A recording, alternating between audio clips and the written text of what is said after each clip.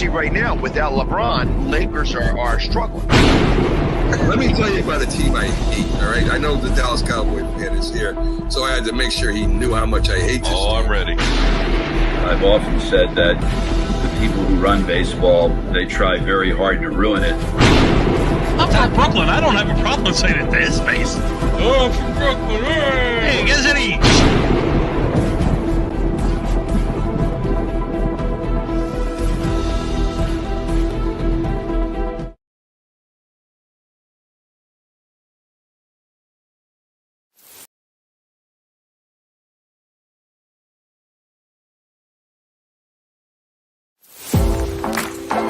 What are we talking about?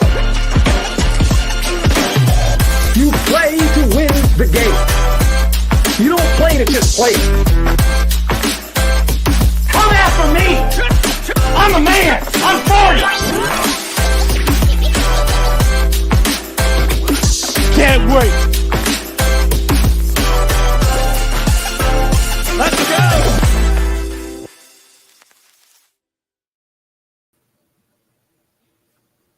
All right.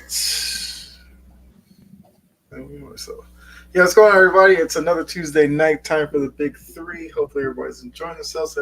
Having great Thanksgiving. It's holiday season for you. Blink. It's gonna be Christmas. We're back again. Got Jake and myself, the regulars. We got Brett once again. I mean, at this point, I guess is pretty much a regular. But I'll start with you, Brett. How are you doing? Oh, I'm doing great. I'm ready to talk sports. How you doing, Kyle? Yeah, I'm good. Can't complain at all. I'm ready to jump into this episode as well. But Jake, how are you doing? Man, I'm doing so good. Super excited for this episode. Just a great weekend. I swear I was watching football from Thursday until Sunday. Just one game after another, and I was, by the time Monday rolled around, I was footballed out. Believe it or not, I was actually to the point where I'm like, I don't know if I have it in me to watch the Bears and the Vikings, and I'm kind of glad I didn't watch it. I missed it. I was spending time with my wife for Christmas.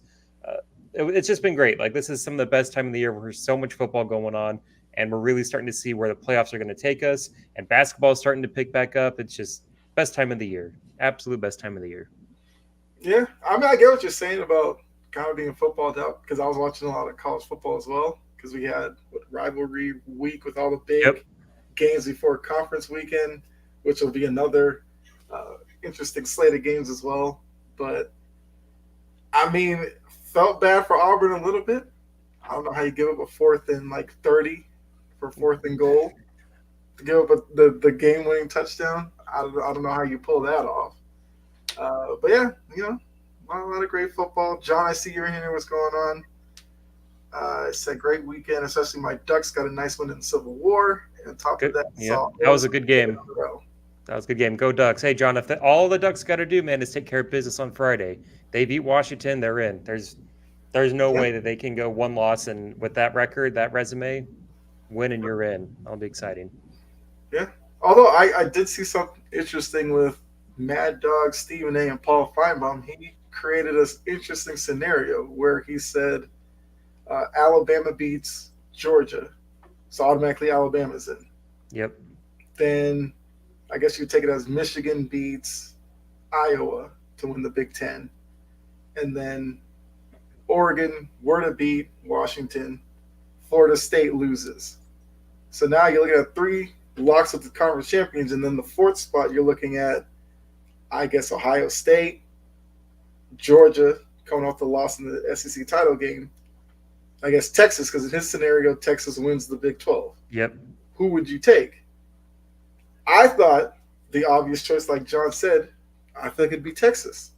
One loss conference champion who beat Alabama. Why wouldn't you take them? Stephen A. was like, no, you take Georgia because they're the defending champion. That doesn't matter. Last year doesn't matter. I get where Stephen A. is coming from, but that's old. That's pre-BCS thinking, where the preseason polls determine how good your team is and what bowl you get. And we've moved past that in sports. It has to be Texas. Your gut reaction is Georgia because they've been good for so long. But you look at who Texas has played, how everything that they've done. It's like, no, Texas is the winner. They're the standout. They lost to Oklahoma, right at the very end there. It's a rivalry game. You can kind of look past it because those games are always kind of wonky. And Georgia, if Alabama beats Georgia and beats them pretty convincingly, which I don't think will happen, Right.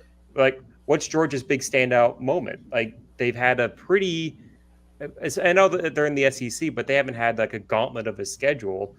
I think you have to go Texas.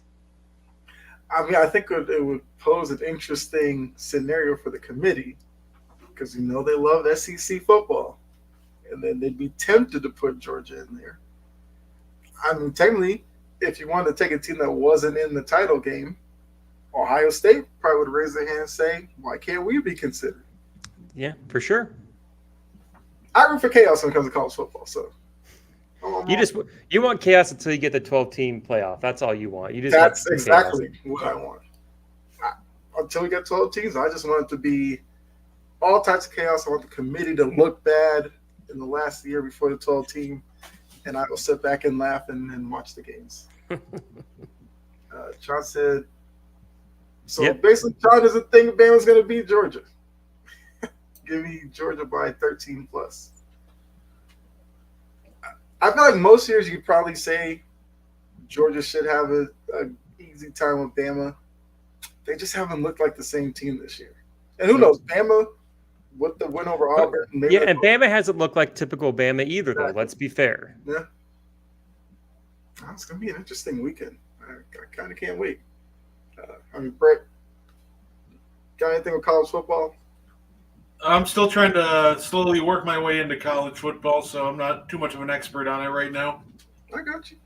I'll tell you what, man. When NCAA football comes out next year on the new video games, that's your chance to get caught up. Because once a game comes out, everyone's going to talk college football. So much easier to learn. I'm still like counting down the days. Mm-hmm. It's like, 7 months? Still can't wait. Yeah. I think it's July is coming out or something? No. Probably July, yeah. I was not surprised after going back to A&M. That makes sense. No, that makes sense. And he did pretty good at Duke, and it makes sense for him to go back to A&M. Yeah. Or Jimbo Fisher. What will he do? Oh man, I'd love to be in his situation, man. Failing to $90 million just not to work. Oh man, and poor guy. Take that all day. What's going on, Key? Sijin as well. All right, so we got college football out of the way. I believe they're supposed to be doing a new ranking. So it'll come down at some point during the show. Yeah, it usually drops in the middle of our episode, so we'll talk about somebody that in the chat usually posts what before was, so I'll be looking at that. So let's go ahead and get into the NBA. Like Jake said, actually in a couple of weeks with the in-season tournament, we're going to kind of finalize the teams that move on into the knockout stage. My Celtics need to beat the Bulls tonight to possibly win the group. Of course, the first year they do an in-season tournament, Orlando's pretty good. Gives us competition. Yeah. But I want to do a little bit of a would you rather with the NBA, kind of looking at a couple of team situations to see what you guys who you would take. Well, actually, John has a question for us before we get into it. Is Embiid front runner for the MVP so far this year? We can start the NBA talk with that one. Brett, what do you think? I mean, I think as of right now, absolutely. I think he's in a perfect system now that Nick Nurse is using him much better than Doc Rivers ever has. Helped him unlock his playmaking, so now you can't just double him and watch him freeze up as he tries to react to the defense. Mm-hmm. He's looked absolutely phenomenal. I think right now it's between him and Jokic, and as with the Nuggets slipping as of late, the 76ers are still running hot. I would pick Embiid for MVP right now. Jake, you agree? Yeah, it's so hard because how many games have we played? Are we in the season? I guess we've gotten some games in here. We're about 15 games in. Yeah. Okay, so it's not like we've got past like the 10 games in. I'm still going to lean towards Jokic. And it's hard because the MVP and the best player in the league they're not always the same discussion. Like we've had so many times where MVPs have been about stories and moments. I still think Jokic is by far the best player in the league, and until someone can really dominate like he has, I'm going to lean towards him. But Embiid, like it's been mentioned, he's played really well. He's in a really good system. His playmaking has advanced, and the 76ers are playing really well. So I wouldn't be opposed if I'm still going to give it to Jokic. I still have let him defend the title as far as best player in the league a little bit longer before we start talking about who's going to knock him down the ladder or whatever. Mm-hmm. I mean, look, as long as Embiid doesn't play against Al Horford, he looks great. He dominates Anthony Davis, but Al Horford locks him up. I don't know. You go figure that one out. I thought Anthony Davis was an MVP candidate. I don't know. Didn't look like it last night. 44-point loss. It made me smile on the inside as a Celtics fan. But yeah, I feel like you'd probably have to, give it to Embiid right now. And like you said, without the James Harden situation looming in Philly, he is the main focal point. And they're playing that way, even though Maxey is clearly developing as the clear-cut number 2 on that team. But it's still Embiid's team. They're playing well right now. I guess you'd have to say he's the front runner. Even that's tough to say because I'd like to throw my guy Tatum in there, but I can't be a homer in this one. I have to say Embiid's ahead of him slightly. Yeah, so that's a good question to start us with. Appreciate that, John. But yes, so the first would you rather. Which team would you rather take over? The Magic or the Rockets? And we'll say for the next, 3 to 5 years. Start with Jake on this one. Okay, this is a really interesting situation. I'm assuming this is like a general manager kind of role. Like we're basically like we're playing 2K and we're picking one of these teams to manage more or less. So right now, it's tough because you look at what both teams are. I really like what Orlando's doing. I really like their roster construction. I really like some of the guys that they got. Just looking quickly at their roster, Banchero's awesome. I really like Franz Wagner. Jalen Suggs, I like a lot what he does. Joe Ingles is a good glue guy. They have Jonathan Isaac. When he's healthy, he's really good. But I'm leaning towards the Rockets, and it has more to do with the fact that Houston they seem like they can get free agents. They seem like they're a more stable front office, a more stable organization. Whereas Orlando, they go through these moments where they're pretty good, and then they can just kind of bottom out. It's tough because there's a lot of things I don't like about the Houston Rockets. I don't love Dylan Brooks. I feel like they have a lot of wing players, a lot of guys. I felt like this is more last year than this year of more the players were just like taking turns. Like, I'm going to go, I want to get my shots. They really know how to play together as a team, and that's starting to change. But they have a lot of really good players. They have Jabari Smith. They have Cam Whitmore. I like Fred VanVleet in this scenario as kind of a leader. They have Ahmed Thompson. Like, they have some really good players, and I'm going to lean towards Houston, and it has more to do with their historical stability compared to Orlando's. Okay. All right, so we got Jake with Houston. Brett, which one are you going with? What makes Houston tempting is more or less that Ime Udoka is a very good head coach. Good point there, too. I've completely missed on that one. Yeah, absolutely. That's what makes it tempting because I think the Magic overall are just more talented. I think the Magic are a much better team than Houston. But the big X factor is Ime has them playing in such a great structure where it's not like last year where they're just kind of playing some AAU-style ISO basketball. They're actually, they're hunting for the smart shots. They're running their offense through Sengun, running a lot of handoffs, and just overall having a much better diet of shot selection. That being said, I like the Orlando Magic. I don't think the Rockets have anybody on their team that's going to have as high as a ceiling as Paulo Banchero. And I think their front court already is one of the best in basketball. And I'll probably, move some pieces around, get a backcourt together, get some bench pieces. And that team's competing for playoff spots, not even just play-in. That team's going to be running for a top 4 seed in the East. So we'll give them a year or two to develop. And, yeah, give me Orlando. Okay, so it's going to break the tie. John said, money-wise, he would take Houston because who are you going to spend your money on? Fred VanVleet. That's it. Then he also said Magic going to have to move some pieces around for salary, in his opinion. That's kind of what you said, Brett. Like, you would, finagle the roster a little bit to probably take it to the next level. Steven Chambers says he likes the Rockets, but he's not digging Brooks. I mean, Brooks dropped, 40 in the World Cup or something. He's feeling himself. I feel like he's been okay for Houston so far. And Jory, what's going on? See you here in the chat. So who are you taking, Kyle? Let's get the tiebreaker here. I'm going with Orlando. Okay. Although I am intrigued by Houston, I think they, oddly enough, if you took kind of a bit of what Houston did and put in Orlando, Orlando might be better in terms of veteran presence. I loved how Houston kind of went about their offseason, getting rid of the immaturity, bringing in professional guys who have won in this league.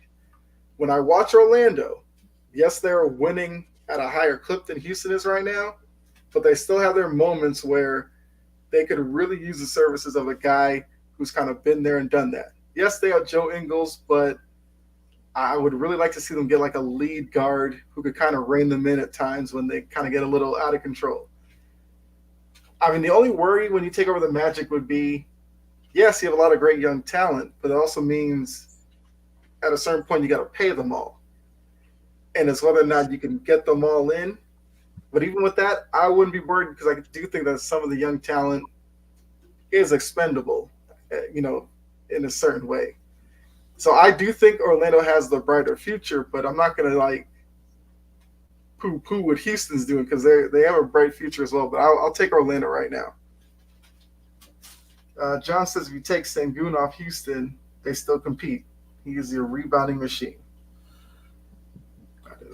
I mean, the answer to that is I don't think they do. I think Sengun's just that vital to their offense. Like, Fred VanVleet's nice, but having a big like Sengun, who I think when he develops, he's going to be even better on offense than Domantas Sabonis, who can be a playmaking hub from the elbows and really make some high-level IQ reads and passes. I think you take him off and that offense just sinks real bad. Yeah. I mean, look, comparing Sengun with Sabonis, that's clearly where the big man position is going.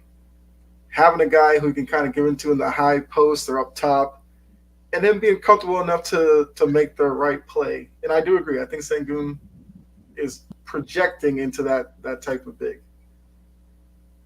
John says, I'd rather have Jalen Green over Van Fleet, in his opinion.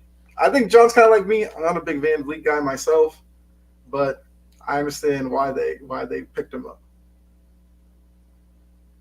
You guys agree with him? You'd rather have Green over Van Fleet? I think Jalen Green has a higher ceiling, but I think Van Fleet is more vital to this roster because he is the guy that kind of calms everything down if it starts going off the rails, and Jalen Green's just not there yet. I think once he matures, I think Green's going to be better. Mm-hmm. But I think for right now, I do think Van Fleet is kind of a more important piece than Jalen Green is. Yeah, I agree. Like, Jalen Green's great when he matures, when he's able to develop his full game, his full repertoire. He's going to be awesome. He's going to be better than Fred. But they paid Fred for his character, for his leadership, for his locker room leadership, his stability. And he got overpaid, but they had to pay somebody. And I really like the signing. I don't like the Rockets, just as a fan, but I thought it was a really good signing to bring some maturity to the team, and he's definitely needed. Now, in 2 years, it's going to be a different story. But for this year to set the culture for what they're wanting to do, Fred's very important and vital to that. Is he a great player? No, but is he a good person for what's needed here? Like the glue guy kind of mentality? Absolutely. I mean, I think it was kind of even. I mean, Brett and I said Orlando. I believe John and Steven said. No, John said the Magic, Steven, and I think it was just Steven and you, Jake, who said the Rockets. Because Kerm said the Magic as well. But I still think it was pretty good. Definitely two teams to watch going forward. I'm excited to see what they can do. You know what's kind of funny? I'm seeing this comment about the Clippers being lucky to be a 7th seed in the playoffs. I did miss that one. Yes. Is it more embarrassing really to get blown up by 44 or let Reggie Jackson and DeAndre Jordan dominate you and lose to the Nuggets without Jokic, Jamal Murray, and Aaron Gordon? That's actually because I heard that one brought up on NBA TV. They were trying to figure out what was the worst loss in LA. It's got to be the 44 point. I mean, all that preparation, get out on the court to get blown up by 44. That's the worst loss for me. The Clippers one was pretty bad, but it's got to be the Lakers loss. Yeah, it's tough because it's such a big margin, but at the same time, like DeAndre Jordan hardly looked like he can move, and then all of a sudden you let him go for 21 and 13. Reggie Jackson, he was out of the rotation last year, and all of a sudden he's dropping 15 of 19 on you and 35 and 13. Yeah. That's pretty rough. DeAndre Jordan hasn't looked good since he was a Clipper. That was a long time ago. And same with, they could make the same argument for Jack. Like, it's been a while since those dudes were any good, and for Denver to be down all their best guys, and those are the guys that show up, just shows a lack of toughness for the Clippers, more or less. That they just can't. They can't. If the team's going to play tough against them, they just kind of crumble, and it's just not a good look. Not a good look. John said OKC is years ahead of schedule. Also, yes, definitely agree with that. Yeah. And You could make the argument Oklahoma City could have traded some of their draft capital they've had stocked up to make a run at a player that's been wanting to get out and jump it even further with everything that they got. They got a lot of good stuff there, man. Yeah, I was tempted to throw OKC on this one, but I thought Oklahoma City. Yeah, if it's those three, good. I'm taking Oklahoma City. Oh, yeah, they got like 44 draft picks in the next 5 years. It's insane to think about that the next star available, they can be like, yeah, have like 12 or 13 picks. Here go nuts. Yeah. All right, let's go to the next one. This is going to be the one everybody asked this one. Chet or Wemby? You're starting your franchise. These two young guys are out there. Which one are you picking? We'll start with Brett on this one. So I actually do think still that Wemby is probably if I'm projecting these two, I think Wemby overall is just going to end up being the more talented and complete player. I do think that they're both close, though. I think it's a good one. But I think Chet's looking a lot better than Wemby right now at times because of the personnel around him. Don't get me wrong, he's a phenomenal player. But when you have a top 10 guy in the league to play with, an SGA who is sucking in all the defensive attention, that helps out a ton. Whereas Wemby, his second best players like Keldon Johnson, Devin Vassell, point guard is Jeremy Shohan. So I still do think Wemby's the better player. But I'm not going to sit here and disregard what Chet's done. But I do think that he's gotten a slight boost over Wemby just due to the personnel around him. Jake, I don't like this question for the simple fact I feel like we're all going to pick Victor Wembanyama, and it's like a disrespect to Chet because Chet Holmgren is awesome. I feel like a lot of the concerns that we had last year where he's too skinny, too lanky, and then he got hurt. A lot of people kind of soured on him. He looks like he's bulked up. He's put on some weight. It looks like he's got more flexibility and mobility, so you're not worried when he's going to fall quite as much. I'm going to take Victor. He's just this. They call him the alien, and it's for a reason. He does things so effortlessly. He looks polished. I think he's going to develop into a really good passer. The problem, like he was mentioned, is the Spurs supporting cast is pretty minimal. It feels like they can't make an entry pass. You do worry about his size because he's pretty skinny, especially with his height. But I'm going to take Victor. He's got all the tools. He's got the vision. He's got the shot. He's got everything that you want.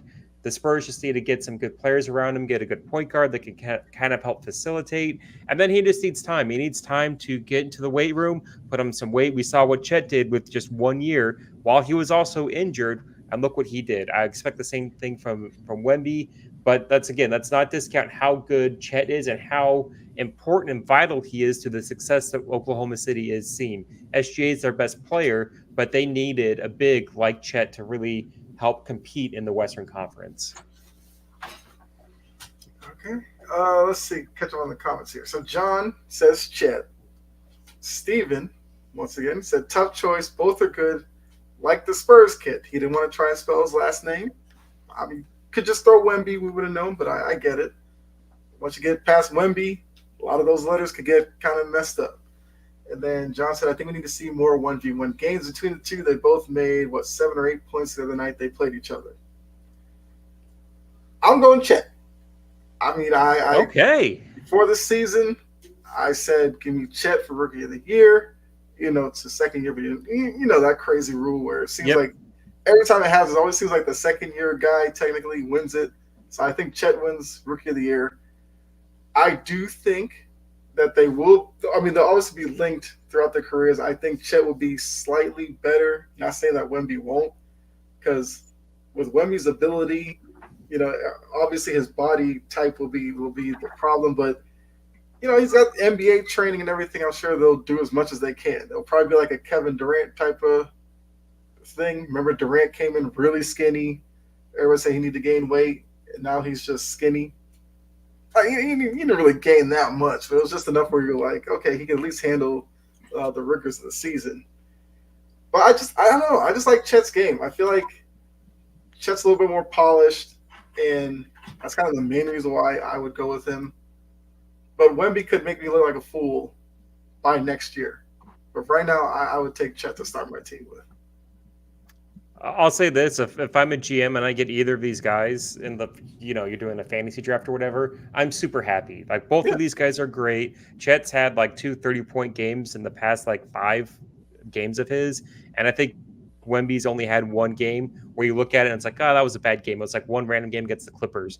Every other game, he looks polished. He looks pretty good. It's just that roster is just so bad in San Antonio that it's really hard to see him really kind of elevate and show off what he can really do. Whereas Chet has some good surrounding talent around him. But as far as for Rookie of the Year, I think Chet should be getting a little bit more praise because he is having a better season so far. It's just there's so much preseason hype for Victor that it's almost like the rankings for college football, like we mentioned before, where there's so much hype it's going to carry him to Rookie of the Year. But if you look at it just for this year, Chet's been playing, statistically better, and he's on a winning team. I know the roster's better, but I mean that stuff does matter. All right, I got one more for you.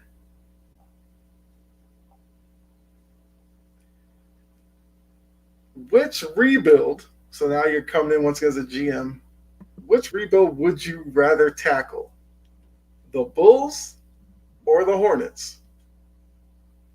Start with you, Jake.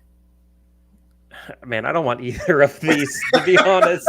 Like, both of these suck, and the sad thing really is, like, I'm going to say Chicago. I'm going to say if I have to pick between these two, I'm going to take Chicago, and it's for the simple fact that Chicago's is a big market. They have a big history. They have a really good fan base. They always have big people turning out. Whereas Charlotte, it's hard to get the people invested. People don't really want to go to the game. People don't want to go. Like, they had to overpay Gordon Hayward well after he was the Gordon Hayward that we saw in Utah just to get him to show up. Like, it's really hard to build through there. I'm going to take Chicago, but I don't like either of these ownerships. We know Jerry Reinsdorf's notoriously cheap. Somehow, even though he owns the White Sox and the Bulls, he's just somehow cheap. It doesn't make any sense.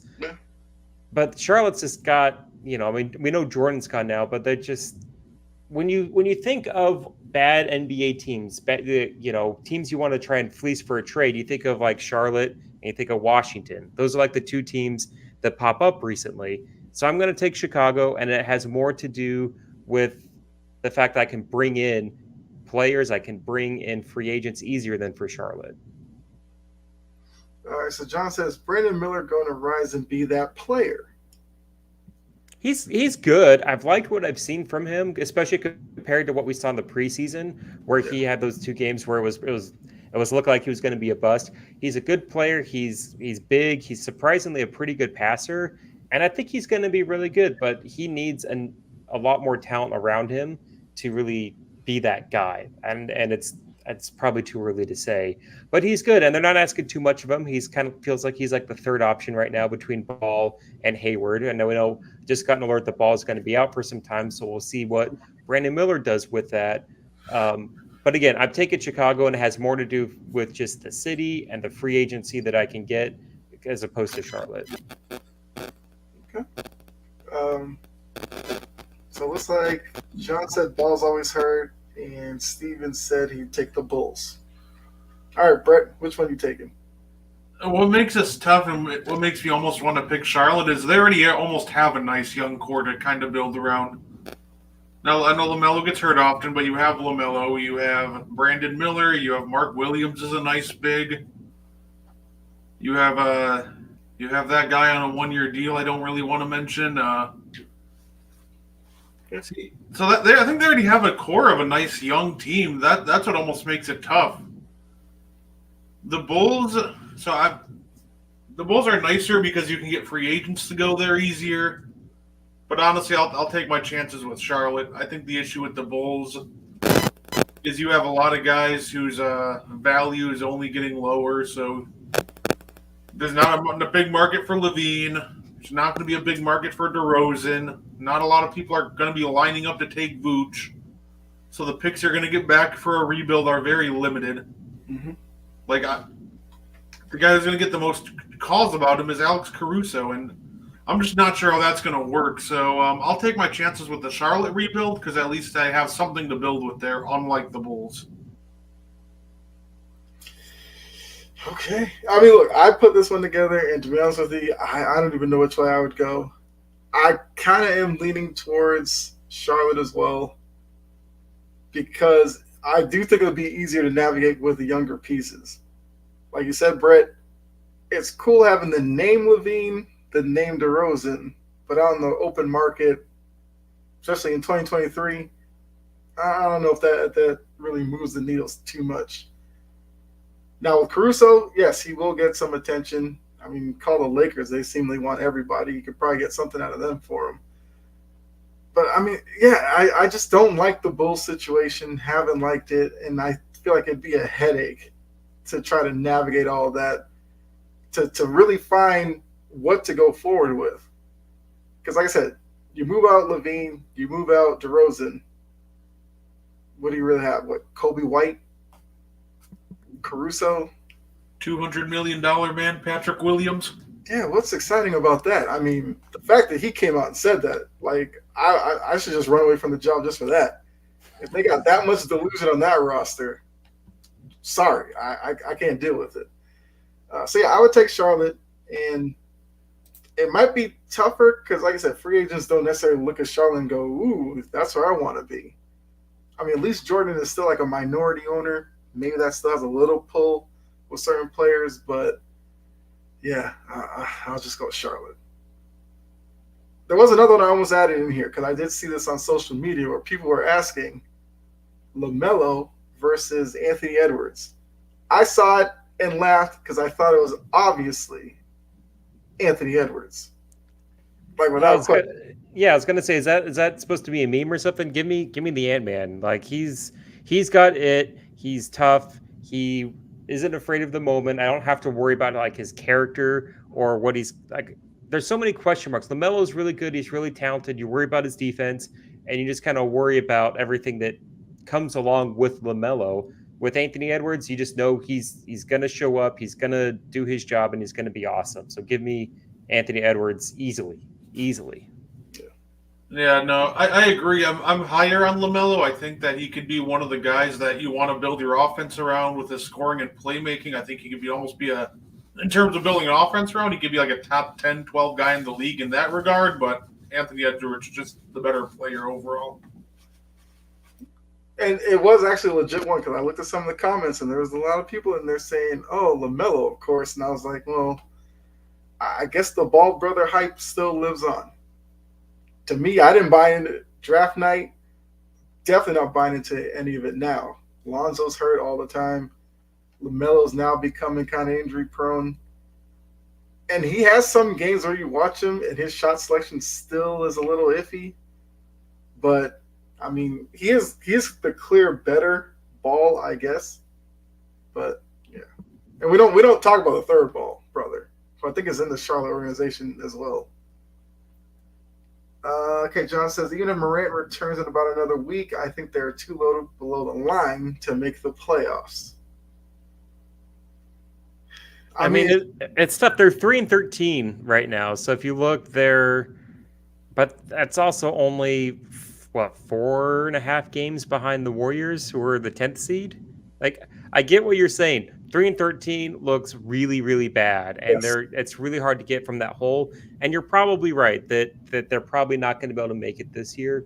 But if they just have to stay, if they're within 5 games and they get hot, and maybe the Warriors tail off, or one of these other teams takes a nosedive, you're looking, the Pelicans, the Rockets, who knows, if the Lakers get hurt, they could tail off. It's too hard to completely write them off officially, but it's definitely not looking good for the Grizzlies whatsoever. Can't say stuff like that about the Lakers. You're supposed to say they're great. They're going to win it all. So you want me to jinx them?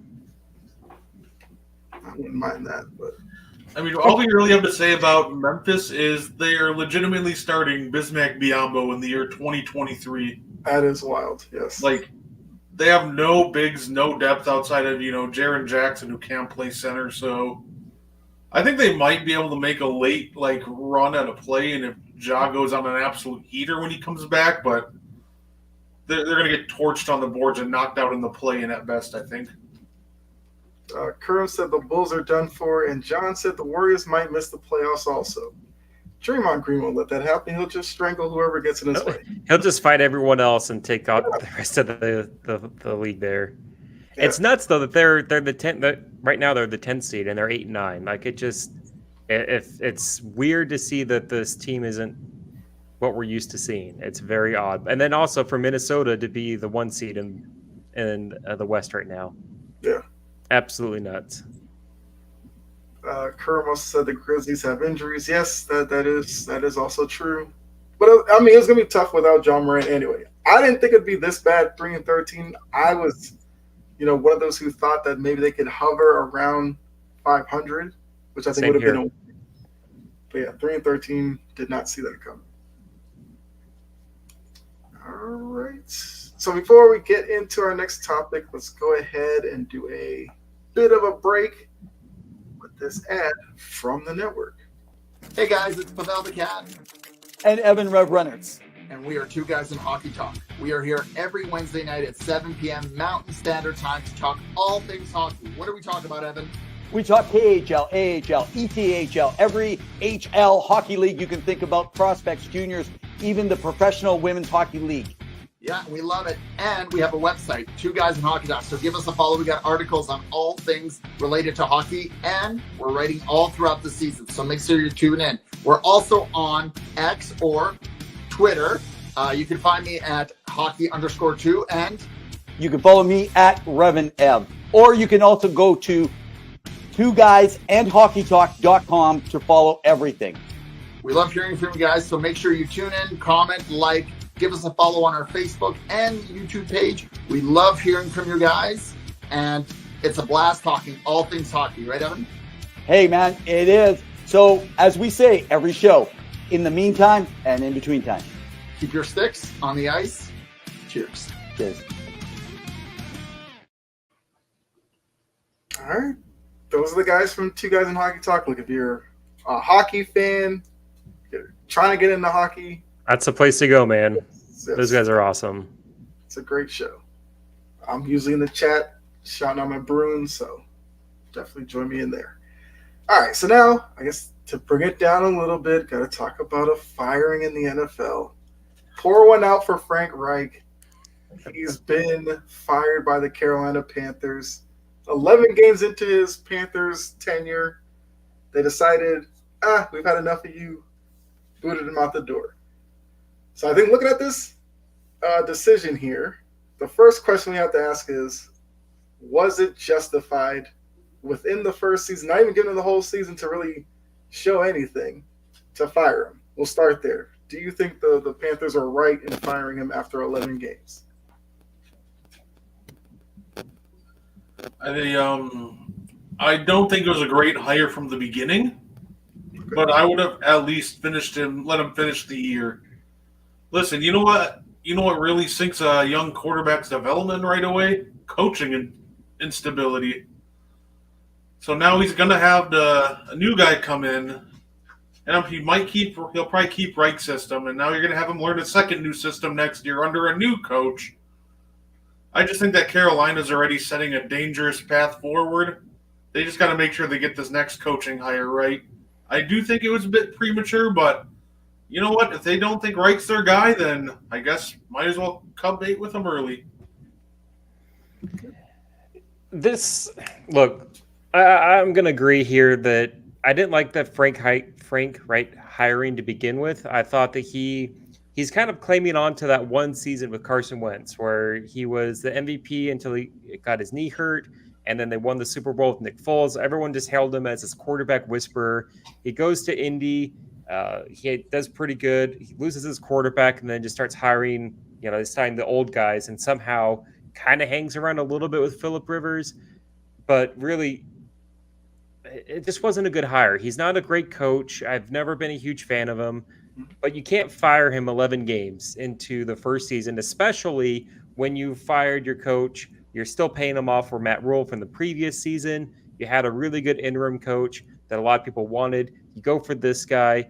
It's creating a really bad environment for Carolina, where people are looking at this team as not just for the quarterback, like was mentioned before, with the instability, but just in general. Like, do I want to go to the Carolina Panthers? Is this a franchise or an organization that I want to go to? Am I worried about being, fired within 10, 11 games?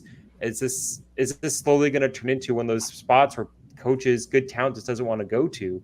That's where I was really worried about this, because David Tepper, he's not exactly the easiest guy to like. He's been the head coach since been the owner since 2018. He's had 3 coaches and 3 interim coaches. So by this next coach that he hires will be his 4th full head coach. He'll have had more coaching changes than the Pittsburgh Steelers, like, in their whole history. Like, just the complete opposite of it. And David Tepper, I believe, was a minority owner with the Pittsburgh Steelers. So he understands the value of stability and good culture. And I just feel like this is going to make it really difficult for the coaching candidates. Who's going to want to go to Carolina? Like Ben Johnson, everyone loves him in Detroit as offensive coordinator. He's not going to want to go to Carolina. The situation was doomed to start. They didn't have a good roster. They traded a bunch of capital to go up to the first overall pick. And if rumors of what we've heard are true, they didn't even know who they wanted. They traded up to number 1, and they didn't have a guy that they were sold on. And you can't do that. If you trade up to the number 1 overall pick and have to surrender all of that capital, you have to have a guy that you're already sold on. You can't just go, oh, we'll wait and see. We'll just see who looks good. That's going to doom your franchise. It's going to create a rift, because Frank Reich wanted C.J. Stroud, but he got voted over when they went with Bryce Young. It was way too soon. He was a bad coach, but it's just going to create more chaos. People are going to talk more crap about the Carolina Panthers, and it's going to make it a really less appealing job. Did Bryce Young really improve during the 11 games that he played? No. Did the team show any signs of progress? No. But you can't fire him, especially looking at the roster that he was given, that the offensive line being terrible, a young quarterback with no one to throw to. I mean, his best wide receiver is Adam Thielen, who's, I think, 34 years old. And look, no disrespect. Adam Thielen is a good receiver, and in his heyday with the Minnesota Vikings was absolutely fantastic. Like, I have nightmares of my Saints just getting torched by him with the receivers that they had in the playoffs. He's a great player, but he's not the player he used to be. And I was watching a game a few weeks ago, and he was getting like 35% of the team's targets. And he's this old, slow receiver. Like, the roster just isn't good. So no, it didn't matter who the coach was. Bryce Young was going to struggle. So having this kind of turnover, it just looks bad for the organization. And I think it's really going to slowly turn into, is David Tepper the second worst owner in the league? Because for the longest time it was for Washington. Now that that's over, we're looking at Jim Irsay's probably the worst owner with the Colts. And half of that is because of all the garbage that he just spews out of his mouth that he can't help. Like, people are going to look at David Tepper as an unstable owner that the good candidates aren't going to want to risk going out to. They're going to go somewhere else or just stay another year. We saw Ben Johnson. He didn't like any of the places that were open, and he's like, I'm just going to stay and wait for a better opportunity. The smart candidates are going to do that. So I don't think it was a very smart move, even though he wasn't coaching well. Just wait to the offseason. That's what the Commanders are doing. Ron Rivera, he's not a good coach right now. They're going to wait to the offseason and just have some more stability for that transition. Yeah, that's kind of where I go with this, is like 11 games just doesn't look good to the outside world. John put in there that it was a terrible hire from the beginning. Now think about this: if you're Frank Reich, you went from Irsay to Tepper, and neither one ended well. That's the first part. That's a good point. Good point. And then the second part is, it's crazy to me that Tepper hired Frank Reich, who's supposed to be a quarterback guy. Your coach tells you he wants C.J. Stroud, but you say, no, we're taking Bryce Young. Then in that case, why'd you hire Frank Reich, probably had that conversation with him, and still went with him, even though you knew he didn't want the guy that you wanted? So that's another thing I just don't get in this whole situation.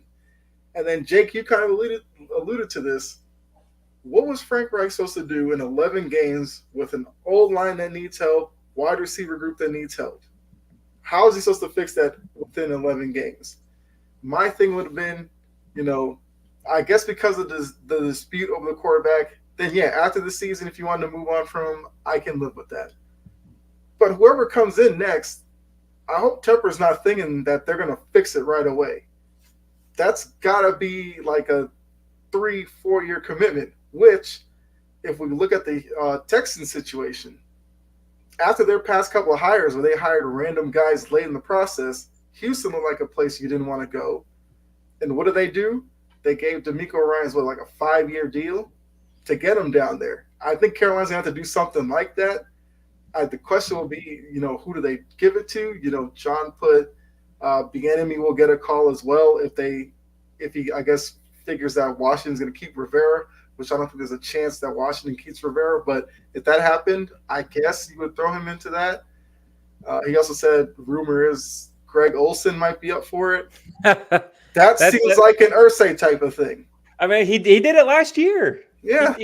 They did that last year when he put Jeff Saturday in, and they somehow still got a win. Yeah. I just don't get it. Like Ben Johnson, that would be a guy, if they went completely Houston, they gave him like a 5-year deal and they brought him in, I would say, fine. That makes sense. But if he pulls out a Greg Olsen, and, that's not a shot at Greg Olsen. Maybe he's destined to be a good coach. He could be good. It just wouldn't look right. So... No, not like Greg Olsen on TV anyways. So I want to keep him on TV. He's great. Yeah, he's actually not that bad. I wondered about him when he first got it, but yeah, he's pretty good. So, and then with the Bryce Young aspect of it, his development's being stunted because you paired him with a coach who didn't want him. And he's in a system where he's not really set to succeed because of the O-line in front of him and who he's throwing to. So this next hire has to be, like, you have to knock it out of the park. It has to be a guy who can work with somebody like Bryce Young and get him developed. John also said Tepper also hired the GM, which, to be honest with you, if you're going to let Frank Reich go, and you're just gotta let the GM go. Tell the GM to kick rocks, and then you get a GM, have him pick his guy, and then you go about it that way. Even though normally you'd have a coach kind of get his quarterback. At this point, you got Bryce Young. You get somebody who likes Bryce Young, and you go forward with that. It's the same situation that the Dolphins had, where they had Tua. The head coach, I can't remember the name, it just slipped my mind. They had a great defense, and he literally just didn't want Tua. He designed a playbook that was against Tua's strengths. He benched him. He was so anti-Tua that he caused him to get fired. They bring in McDaniel, and it's just night and day difference. Everything changed, everything flipped because there was an offense. The coach created a playbook and an offense that was fitting for the quarterback and made it succeed. Now, I'm not saying that Frank Reich was trying to sabotage Bryce Young's career. I don't think he's that arrogant or anything. Sure. But you have to have a coach that really believes and can specialize in what Bryce Young does really well. And so they have to find this. And Ben Johnson's been mentioned a lot. If I'm Ben Johnson, I'm not taking the Carolina job. It's an unstable organization. It's not a very good roster. We still don't know if Bryce Young's the guy. I'm going potentially to one of these organizations that gets Drake May or any of these other top quarterbacks and just kind of go there. Go to these new places with a new rookie quarterback and just go from there, because Carolina, what do they have to offer that's attractive? Like they don't have very much, and they're also giving up, I think, their first round pick next year and then their second round pick the following year. Like you're losing out on a lot of capital. Like it's not a great situation to be in. I think I was going to say, I see Marcus in the chat. He said, "Hey fellas, David Tepper is the new Daniel Snyder." I think Marcus. I feel like Marcus might be your first time on the show, so appreciate you tuning in. That's terrible if you're getting compared to Daniel Snyder. But I mean, that's a high bar, but he's already being brought up as one of the worst owners in the National Football League. For someone who's only been an owner for the past, I think it's been 5 years, that's saying something. That's pretty bad. I think the big thing you got to do next year, besides O-line, though, is definitely give Bryce Young a receiver that can actually create separation. Yeah, absolutely. The play calling's got to improve. I just watched the Panthers on a 4th and 8 throw a screen play like 8 yards behind the line of scrimmage for just no reason whatsoever. So play calling's got to improve, but most importantly, get him some help. I think Adam Thielen can still be productive for you, but he's a guy that you should bring in to beat zone coverage. He shouldn't be your number one guy trying to beat man and doing all the work at this point. So they got to really be active in free agency this offseason. Yeah. And unfortunately, in the capital you gave up to move up was DJ Moore. Would be perfect. Would be somebody that Bryce Young could have used. He'd be perfect, man. Yeah. I think draft capital kind of plays a part in this because Frank Reich obviously looks like he was right in that CJ Stroud's better than Bryce Young based off of this season. And it kind of screams of an owner who didn't like being wrong. So just fire the guy. Reich was running around like we're sitting here barely winning and CJ Stroud's about to make the playoffs in the AFC. Maybe you should listen to me next time. And Tepper was like, you're not going to tell me how to do my job? You can go. So John said, what's funny is Carolina Hurricanes and the Panthers took over both their teams at the same time. One is the worst, and the other one is one of the best in their leagues. Good point.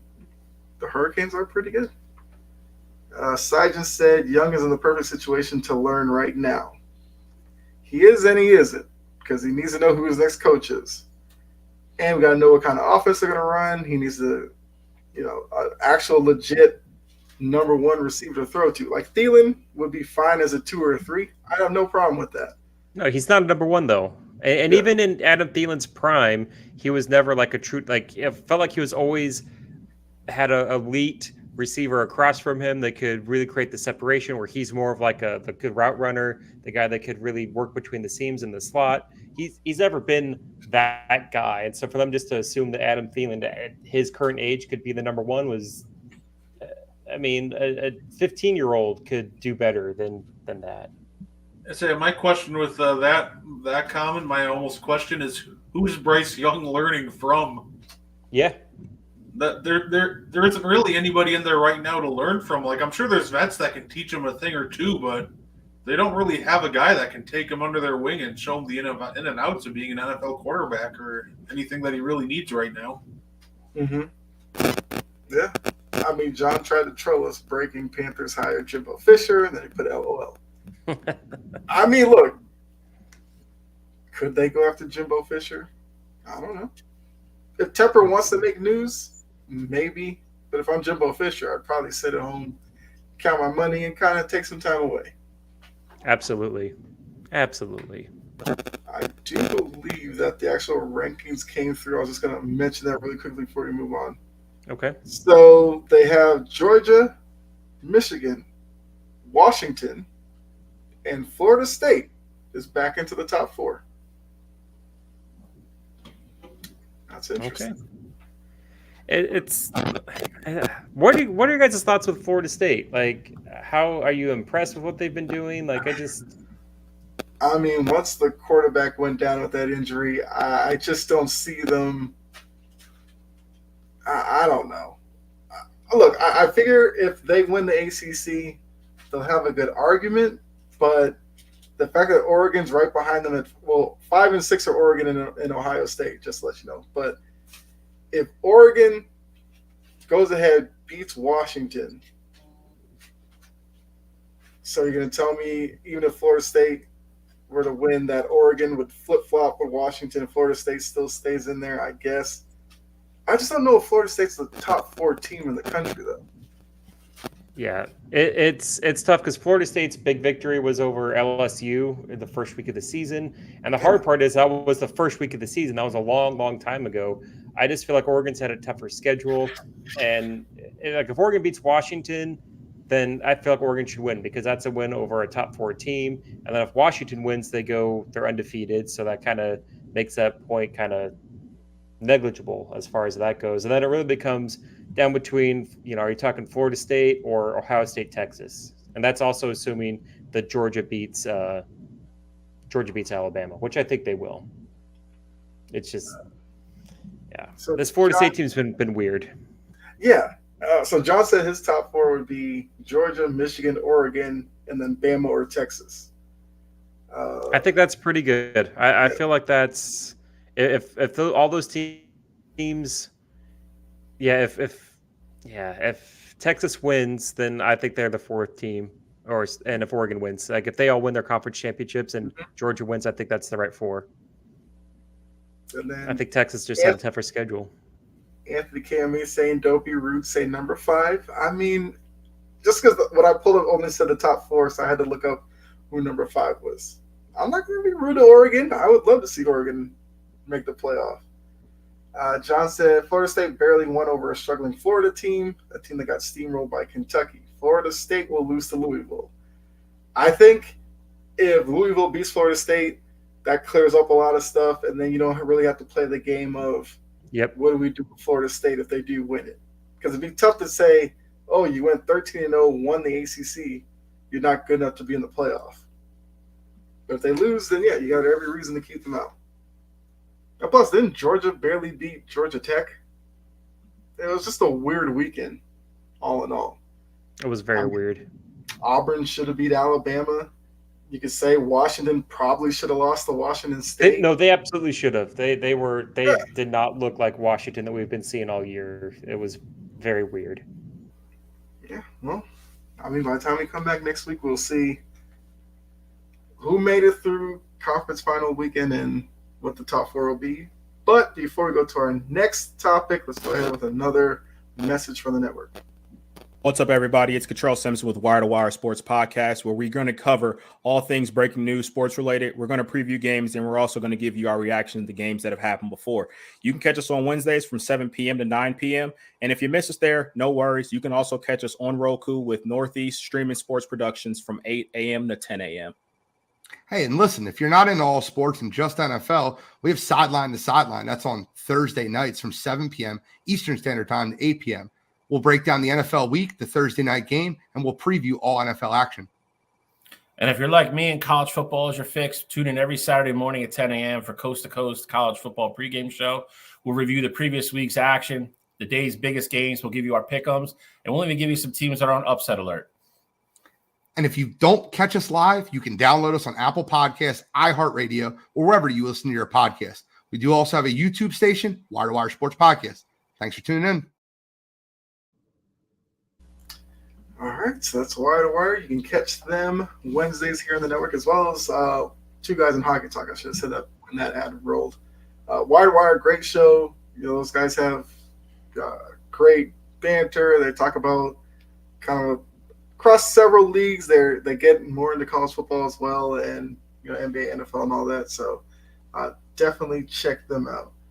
John said Washington should have lost their last 2. That's also, yeah, you can say that. Yep. So I guess I should say Oregon 5, Ohio State 6, Texas State at 7, Alabama State at 8. After that, you're looking at like Missouri, Penn State, but so Alabama didn't move up, and neither did Texas. All right, so now on to what happened on the field. We just finished with Frank Reich. Off the field, I think this is one of the best parts of the show. We get to overreact to the previous week. So I feel like we usually start with you, Jake. Give us a Week 12 overreaction. All right. So Week 12 overreaction. I got quite a few here that I've been kind of thinking about, kind of where I want to go with this. This one may not be the hottest, but it's one that stood out to me the most. Seattle Seahawks are missing the playoffs. They are currently they're currently 6-5. They're the 6th seed in the NFC playoffs. But if you look at their schedule, they haven't looked very good for a while, first of all. And you look at their schedule, it is tough. It is a gauntlet. You have the Cowboys on Thursday, and that's on the road. Then you go to San Francisco. You host the Eagles. You have a good, easy game against the Titans.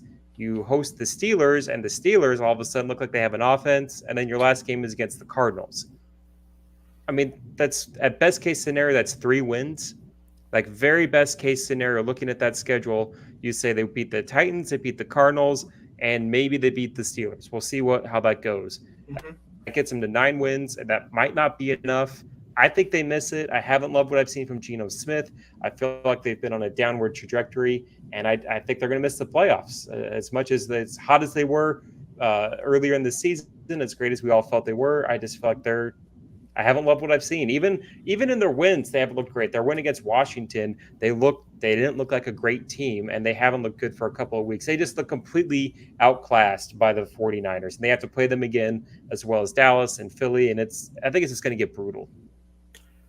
Look, Sajin, you know you tune in enough. I'm like an honorary Seahawks guy because I'm Patriots first. I do like the Seahawks. It's tough seeing them the past few weeks.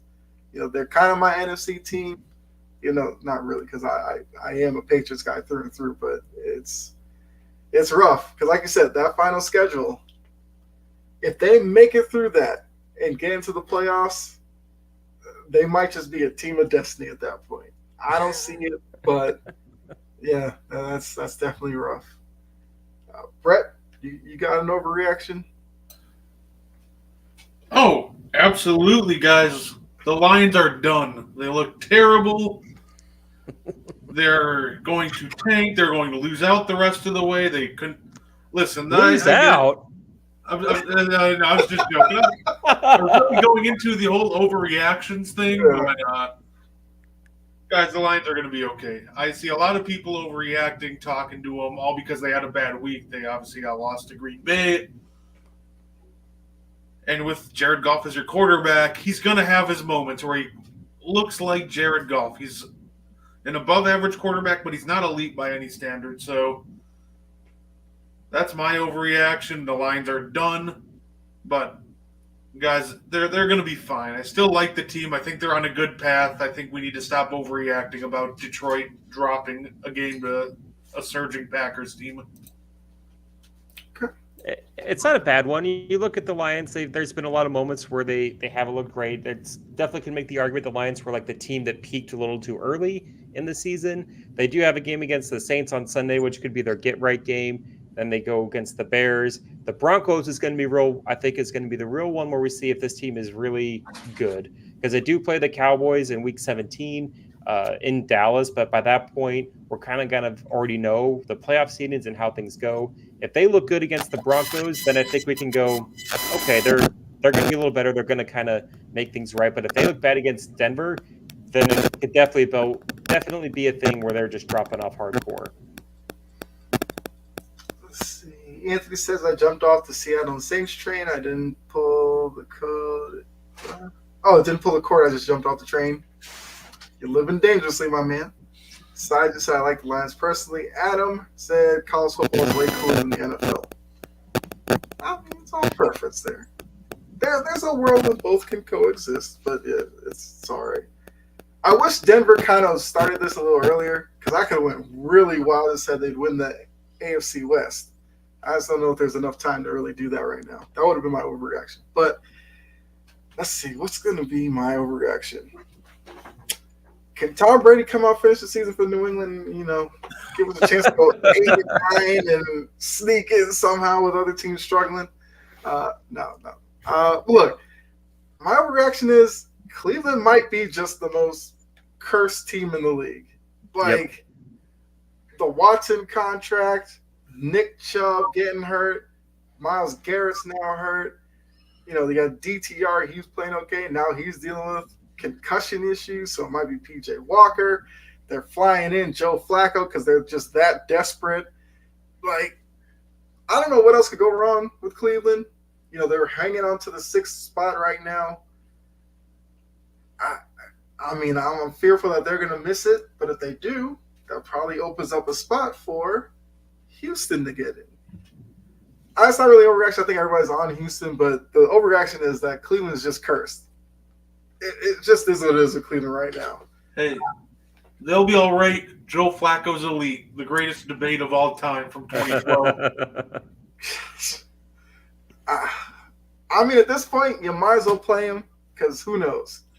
Maybe he does like the Fitzpatrick type of thing. A couple of games he comes in, he looks pretty good. He can kind of stay afloat because for them, all they really have to do is win probably 3 of their last 6. Get to 10 wins in the AFC, I think you're in. The question is, where do those wins come from, especially with the injuries that they have right now? But yeah, feel bad for your Cleveland fans.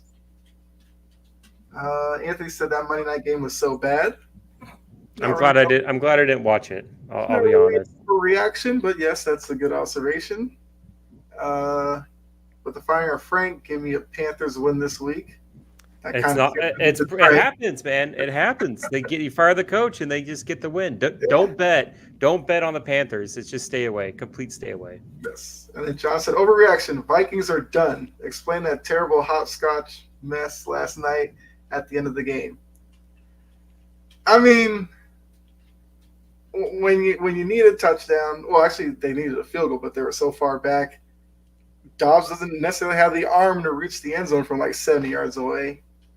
You kind of got to try the whole lateral thing. I don't know the last time it's really worked other than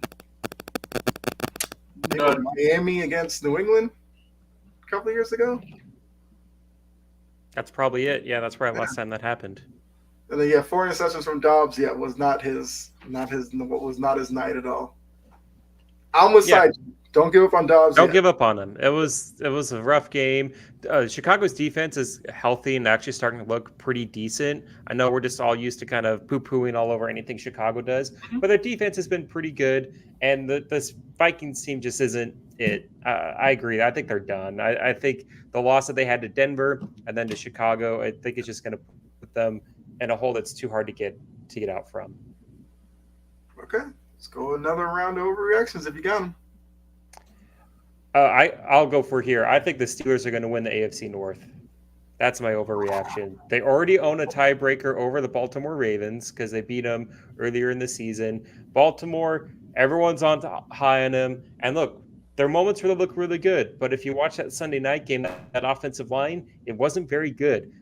Lamar Jackson didn't have very much time to throw. He was sailing a lot of passes. He was bailed up by a really good run game, a fantastic defense, and the Chargers, who for some reason people think are still a good team. They're not. They are not a good team. No matter what the roster says, no matter what we want to think of Justin Herbert, they are not a good team. They are falling off. I think Pittsburgh, we finally saw some signs of life last week where it wasn't great. Like, it wasn't the perfect situation, but Cincinnati is a tough team. It's a bit of rivalry. The weather was really crappy, and we could already see Kenny Pickett start to kind of throw the ball a little bit more, utilize a tight end. Freiermuth had a huge game. He had like 12 catches for like 120 yards or something like that. He was using the seams a lot. I just think Baltimore, on paper, they look okay, but when you watch the games, it's the same old team. I know I'm speaking to the choir here for Kyle. They're so much better when they run. They can't really, but they are better when they run, but they also somehow can't protect the lead very well. Like, they can't run out the clock. Lamar, they have the receivers to go at. It just feels off. And I think the Steelers are going to be surging, and the injuries that have gone on to Baltimore are going to cause them to fall. And I like what I've seen from the Steelers. And I feel good because I was really high on the Steelers in the preseason, and somehow they've managed through all the garbage they've gone through. So yeah, they're gonna win. They probably won't get the 1 seed, but they'll win the AFC North. Okay. Anthony agree with you, says, Jake, I said that, yes, Ravens are overrated. John with an overreaction, the Colts will pass the Jags in a few weeks. Okay. Also, I will say, those of you tuning in, Jake has now gone at the Lakers and the Ravens in the same episode. I'm just saying. Come at me. Franchises out there, he went at them. I ain't scared. That. I mean, there's no reason to be scared of those two, so it's all good. I guess Brett, you got another overreaction? Of course. I'm going to go the other way this time because I've seen this one. Guys, the Packers are about to go full 2014. They're going to run the table and finish out the year 7-0. I've seen that take, and I think we could finish 6-1.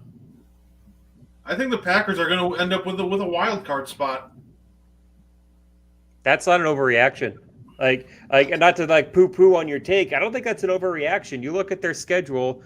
They play the Chiefs. That's probably a loss. But then it's Giants, Bucks, Panthers, Vikings, Bears.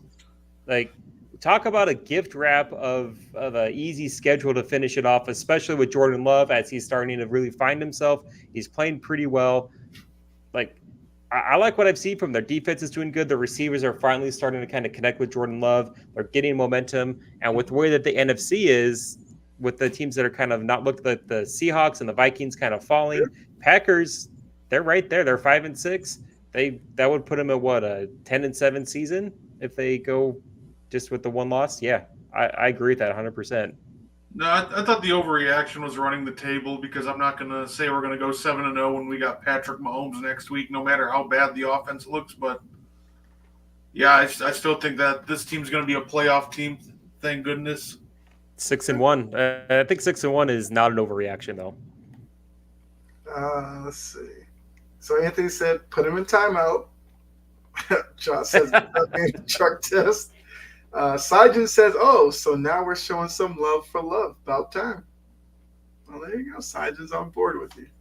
Anthony mentioned the Saints winning the NFC South. They're not doing it. They're my team, and I can't stand watching them. It was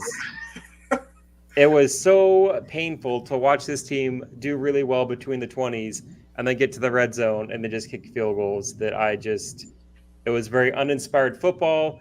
I didn't like Derek Carr. I was very nervous about the signing, and I'm unfortunately right about that. So, no, I don't think the Saints are going to win. I don't want them to win it. Just lose. Get better draft picks. It's bad. You win the NFC South, you're just going to get trucked by the Cowboys in the playoffs anyways. Yeah, the Bucks might win it for all you know. Who knows?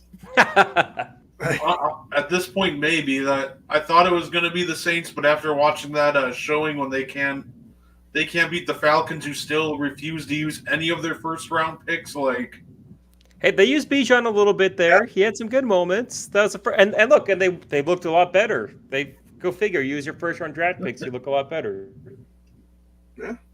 My overreaction, I don't know if this is a big one because I kind of was off this team in the preseason, but the Bills are going to finish the season under 500.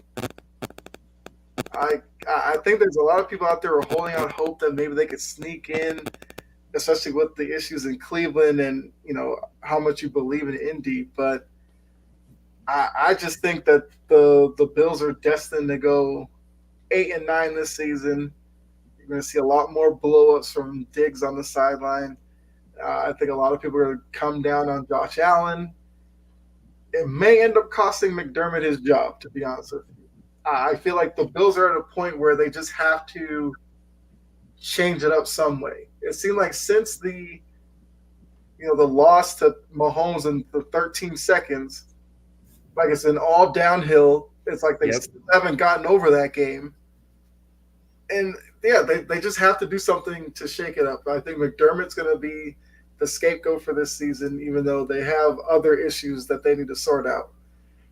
I think one is changing Allen's play style. I mean, yes, he kind of got back to running a little bit more, but I still worry how long a big quarterback like that's going to last when he has to be your leading rusher. He's just too big of a target for these safeties and linebackers to hit. I just worry for him. And I feel like Cook is not a bad running back. Why not? He's had some good moments. If you looked at the game that they had against Philly, that drive that they did to kind of send it to take the lead was predicated upon their running game, where it wore down the defense. And Cook was the big part of that. Yeah, and they have Murray, who they throw in as well, who's a big bruising back. Use those guys more, and maybe we see a better Josh Allen. But I just don't think they'll ever do that because Josh Allen's just the guy right now. Yeah, they love him too much. That's if you look at what the Bills are, they're currently like the 10th spot in the playoff hunt. And like the teams that are in front of them right now are the Broncos, the Texans, the Colts, the Browns, and the Steelers for the wild card spots. Like that's a lot to climb out of, and I definitely think that they're missing the playoffs. And I think, unfortunately, McDermott's going to get fired because I can't remember what all the stats were, but I was listening to someone, I think it might have been Rich Eisen, where he said, I was brought up on the show that the Bills, if you just looked at what their stats, they would be like a 12 or 13 win team with their point differential, their DVPOA, all those advanced stats, but yet they're the 10th seed. Like they just can't win. They can't win close games. They can't win games in overtime. And when you look at it that way, that comes down to coaching. That comes down to mentality and execution. And I think, I'll get my other overreaction in here. There's going to be a lot of coaches fired this offseason. I think there's going to be like 6 or 7 coaches fired because there's just a lot of crappy coaches, a lot of situations that need to improve. And I think we're going to see a lot of turnover this offseason. I think with the Bills, too, something I'd like to see them change up more is I think Josh Allen a lot of the time gets too locked on to Diggs. I just want to see him spread the ball around more. It's probably prevent Diggs from wanting to choke him out on the sideline. Right, but we've seen this issue in the past with the Bills. You get so locked onto the Diggs, you take him away, and all of a sudden Josh Allen's just not connecting with anybody because he hasn't thrown to anybody in a while. I watched this happen in the playoffs with the Packers 49ers. Aaron Rodgers got so locked onto Devontae that he almost lost his chemistry with his other guys because that's where his focus always was. So when he had to try to all of a sudden use these other guys, the connection wasn't there. So I think it would benefit Josh Allen a lot is if he just started spreading the ball around more and not just to Diggs. Yep. But they also need some better receiver help. I like Kincaid, the tight end that they got. He's looked really good, but everyone hypes up Gabe Davis, and Gabe Davis is either going to be awesome or he's going to give you 0 catches. There's no happy balance with Gabe Davis. They call him big game Gabe, and it's because he either has a big game or there's nothing. And he needs a reliable number 2 receiver. They can work opposite of Diggs. I do agree that you don't want him to be lasered in on Diggs because it makes things really easy for the defense to read because he does turn the ball over a lot. His hero is Brett Favre, who would always throw interceptions. So you do have to try and limit that. And I think getting in a good offensive coordinator or a good offensive coach head coach to kind of help bring Josh Allen kind of back in and under control will be really helpful for this Bills team. But this current iteration of the Bills is done. Like their championship window is done, and they're going to have to retool around Josh Allen, who's still a good quarterback, but it's just not going to happen with the guys that they have. Yeah. Sai just said Bills are done. John said, hope they lose every game. I miss those table breaks. Haha. And see Diggs leave, and they crumble loose again to the Patriots. I'll take a win anywhere I can get him. Sai just said, he still doesn't protect himself enough to be running like he does. And John also said, well, Josh Allen also has not been mobile this year. Like years prior, he's averaging rush yards this year, 20. Years prior, it's like 80. Same thing with Hurts. I mean, look, certain quarterbacks, I feel like, yes, you can't necessarily completely take away their running aspect. I think Allen's one of those. We know Lamar's one of those, even though they're trying to tell us to spread out, run a little less. He's going to because he has to. Hurts is one as well. Yeah, he needs those guys to run. Yeah. I'll say Josh Allen almost feeds off those big runs. Like you see how hyped and excited he gets after he trucks somebody or jukes someone. Mm-hmm. And that almost gives him the energy and feeds him into a lot of his big games. So they can't handicap him running the ball. Very true. So I guess it's Brett. If you have a final overreaction. Man, I was going to do a Steelers one. I was going to say Matt Canada's gone. The Steelers' offense is perfect now. Listen, they went over 400 yards. Congratulations. Kenny Pickett finally had a good game. He still couldn't score any touchdowns. Yeah. I'm still not sold on Kenny Pickett. I still think Kenny Pickett's a bad quarterback, and I think you're going to see that to end the year. But I do think getting rid of Matt Canada is a good thing for them, but I don't think that's going to salvage Kenny Pickett, and I think they'll be looking for a new quarterback very soon. Okay. I'm trying to have a really good last. Broncos are making the playoffs. Broncos and Texans, they're both on the outside looking in. I think they both make the playoffs. They're both hot. They're both playing better. And you look at the teams that are ahead of them. It's Indy, who I don't think they can maintain it. And then Cleveland, I just think, like you mentioned, the injuries, it's just they've had the year from hell as far as injury goes. And they're just going to hope for next year to stay healthy and be a good team because it's just not going to happen this year. And it sucks because I like what I saw from a lot of Cleveland. It's just not going to happen. Yeah. So I was a year off on Denver. I was really high on Denver last year. Disaster. Kind of backed off this year. Seemed like I was right too, and now it seems like they're the hottest team in the NFL, and they're destined for a playoff spot, which I'm not mad at because then all the Russell's wash talk kind of has to end if he leads into a playoff spot. Yep. All right. I think that's a good way to end that because I don't really have anything. Yeah, nothing necessarily too overreaction like. You guys like the game on Friday, the Black Friday game? Did you guys like having a game on a Friday? I know some people were like, oh, water down a product. I would watch football any day of the week. Even the year when we had games like Tuesdays because they're getting, like COVID was pushed. Yeah, the COVID year, yep. I was eating it all up. The doubleheader Mondays followed by like a doubleheader Tuesday. I don't care. Every day of the week, I'd watch it. But yeah, I like the Black Friday. I thought it was. It was cool. Black Friday, first of all, it's a cool name. You could say the Black Friday game. Like that's a cool name you can have for it. I don't watch games on Fridays often because I don't like Thursday games in general. But for the week where most people are off of work, I loved it. I could watch football. I watch football all day Thursday. Watch it Friday, like I mentioned. College football Saturday. Sunday, watch football all day. Like it was. It was awesome. It was a great. I hope they do it next year too and keep it going because it definitely made it feel more of a football week than just having the Thanksgiving games. Yes.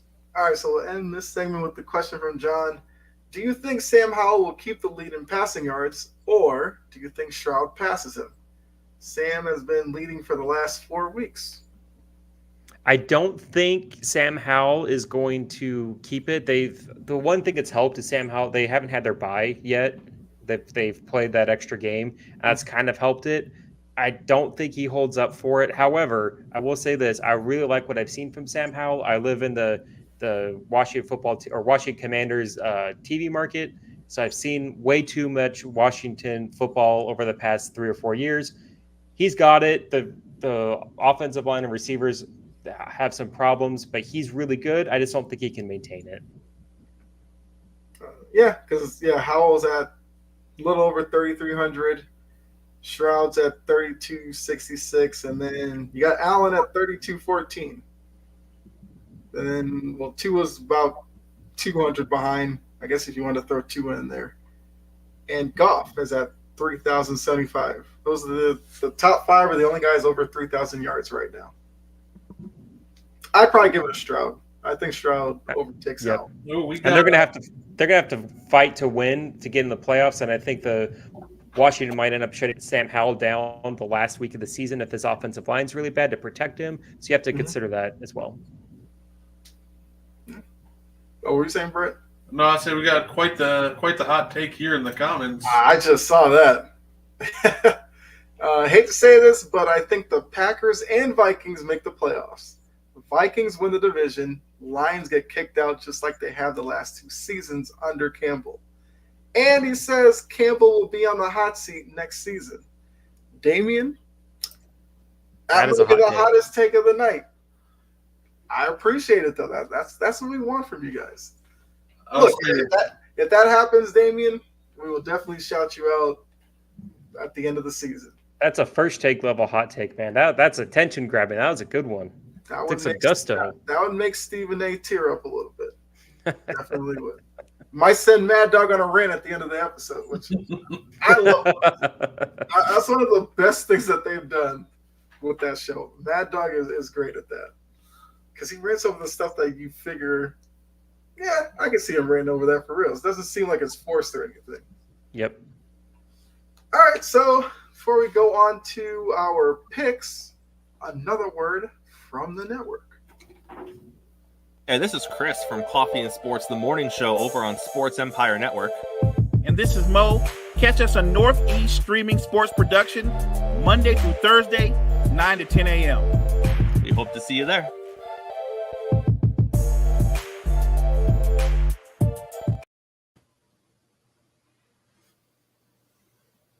All right, so back with the pick segment now.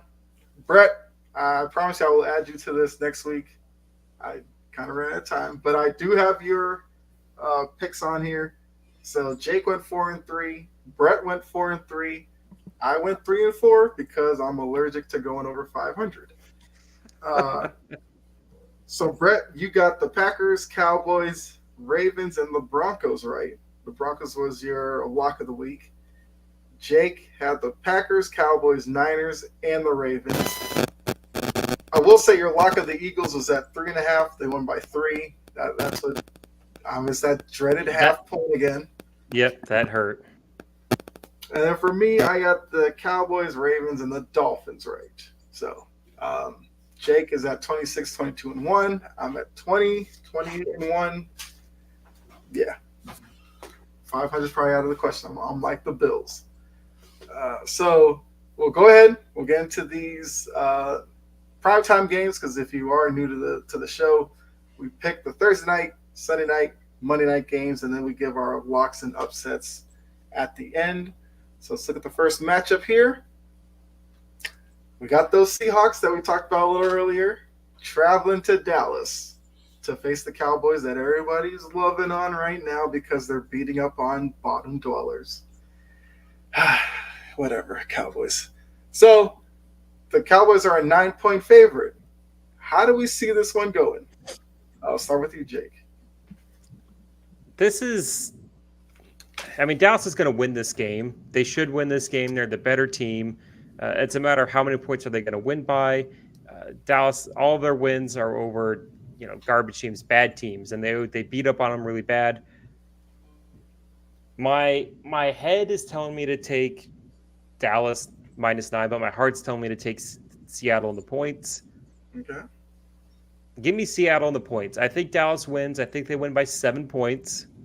But I think Seattle, this is kind of their last chance. They know the what's ahead of them. They know the uphill battle they have to remain in the playoffs. And they do typically do pretty well after a loss. They also got the absolute, crap kicked out of them. So I expect them to kind of pick themselves up and not get blown out in back-to-back weeks. So give me the 9 points, but it's probably going to be 28-21 or something along those lines. All right. Brett got a 3. How are you seeing this one going? I'm in the same thought process as Jake. I do think the Cowboys win. However, I do think that it's only like a 6-point game. I do think Dallas is going to be leading by 2 touchdowns for the most of it, but the late touchdown at the end is going to push it over. So I'll take Dallas, and I'll take it 28-22. Okay.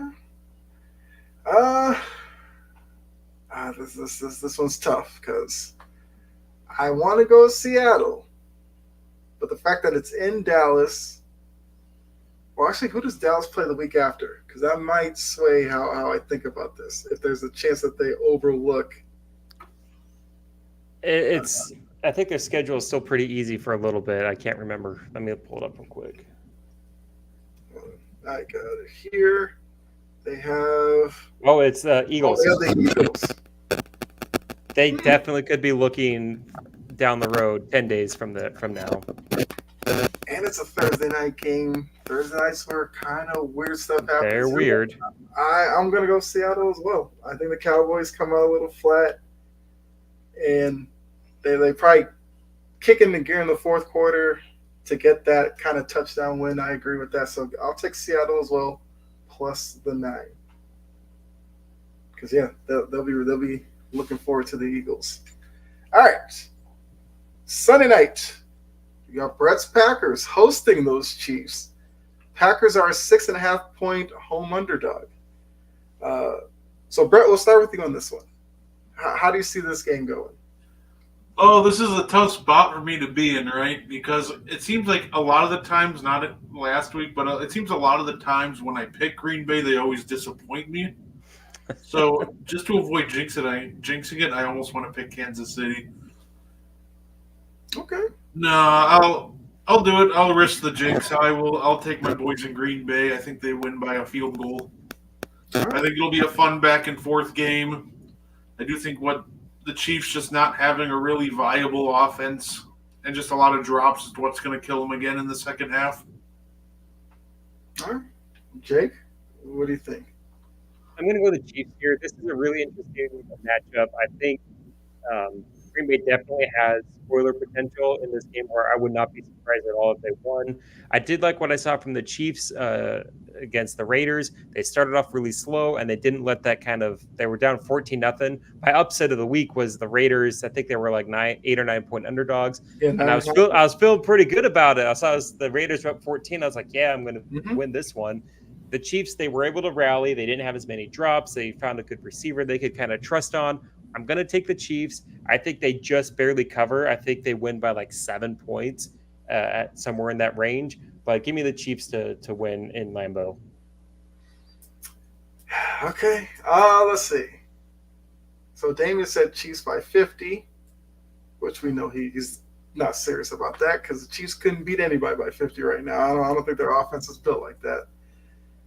John said Chiefs 26-20. And my kind of thought process is the Chiefs probably win, but I think it's one of those games where that dreaded half point gets you if you were to pick the Chiefs. I might be tempted to go Packers plus 6.5, but I'm gonna go with the Chiefs. I'll say the Chiefs defense kind of keeps the Packers in check. I think the Chiefs do enough, maybe win the game like a 28-20 type thing. Damien says, "Oh, I'm serious." After your hot take, Damien, if the Chiefs pull off, Broncos, Dolphins type thing, we will shout you out. But yeah, I'll go the Chiefs in the 6.5. If Damien's right on both of those takes, we might just have to bring him on the show so he can kind of rub it in our face. We might have to. All right, let's go to the next one. Monday night. Now, this matchup would be a lot better if Joe Burrow was in it. This matchup makes me sad. It just makes me sad. Yeah, we got Trevor Lawrence and the AFC South leading Jaguars, although Damien once again said the Colts will overtake them, against the Bengals with Jamar Chase and that Hall of Fame quarterback Jake Browning. I mean, yeah, how do we see this one going? Are we all going Jaguars on this one, or is anybody going to take the Bengals? I'm taking Jacksonville. Since I watched the Pittsburgh Bengals game, I watched the whole 60 minutes of the game. The Bengals didn't do very much to impress me. Pittsburgh has a good defense, but there's weaknesses that you can exploit on Pittsburgh's defense, and they never really made any kind of attempts to do that. I didn't like what I saw from Jake Browning. He held onto the ball a lot. He took sacks that he didn't need to take.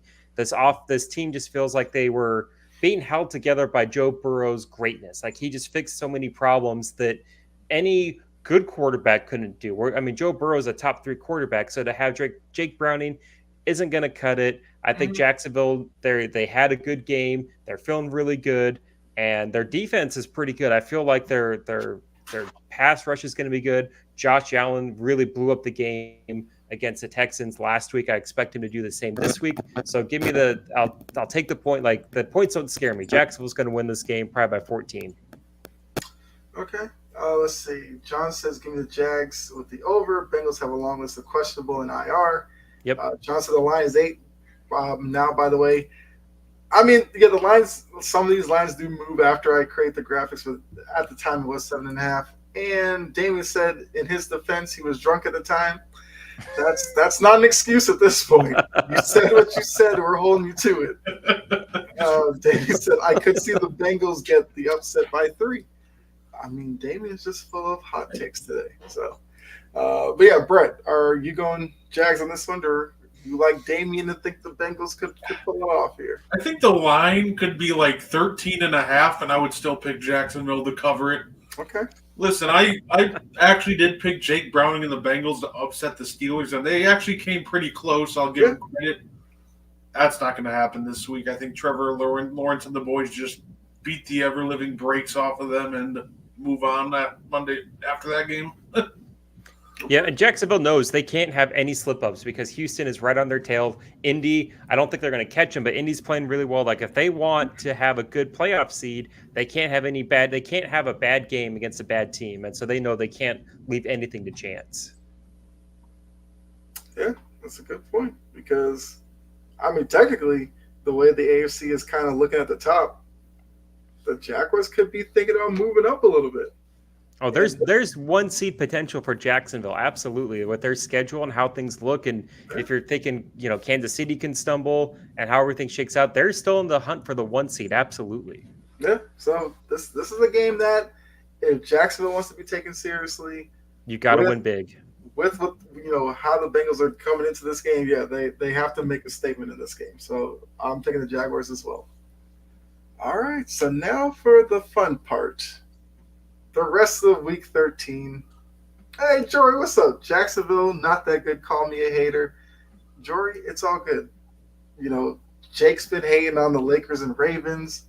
I hate on the Jets and whoever else. You hate on the Ravens too, man. Come on.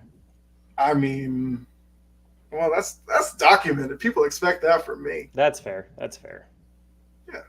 You, not so much. You're supposed to be like the Falcons hater and all that. Oh, I hate the Falcons. I was so mad. I just was like, I didn't even look at the scores because I hate the Falcons so much. And to play that way, I just have to move past it. It was embarrassing. And that's how I am with the Jets. I saw Pat McAfee. Yeah. He mentioned Aaron Rodgers, and I almost turned the channel. I'm that deep in Jets hate. But yeah. So John says his upset given Washington over the Dolphins. Okay, our chat's just going crazy at this point. Who knows? Once again, Washington wants a top 5 pick, man.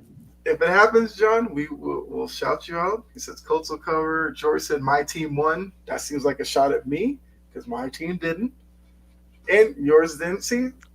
No, Kyle, your team actually won in the long run because you own the tiebreaker over the Giants for the draft order. Like, it's the worst way to look at it, but that's how you have to be this season.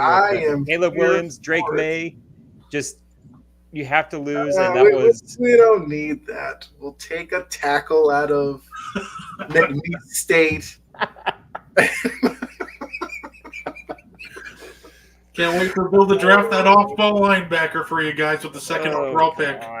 The crazy thing is, we'll probably be doing sideline to sideline during the draft once again, which was fun last year. Mm-hmm. If the Patriots have a top pick and I'm on that show and they take a guy I've never heard of, you might get a reaction out of me. I don't know. I'll have to watch it just to see you shed a tear. That'd be.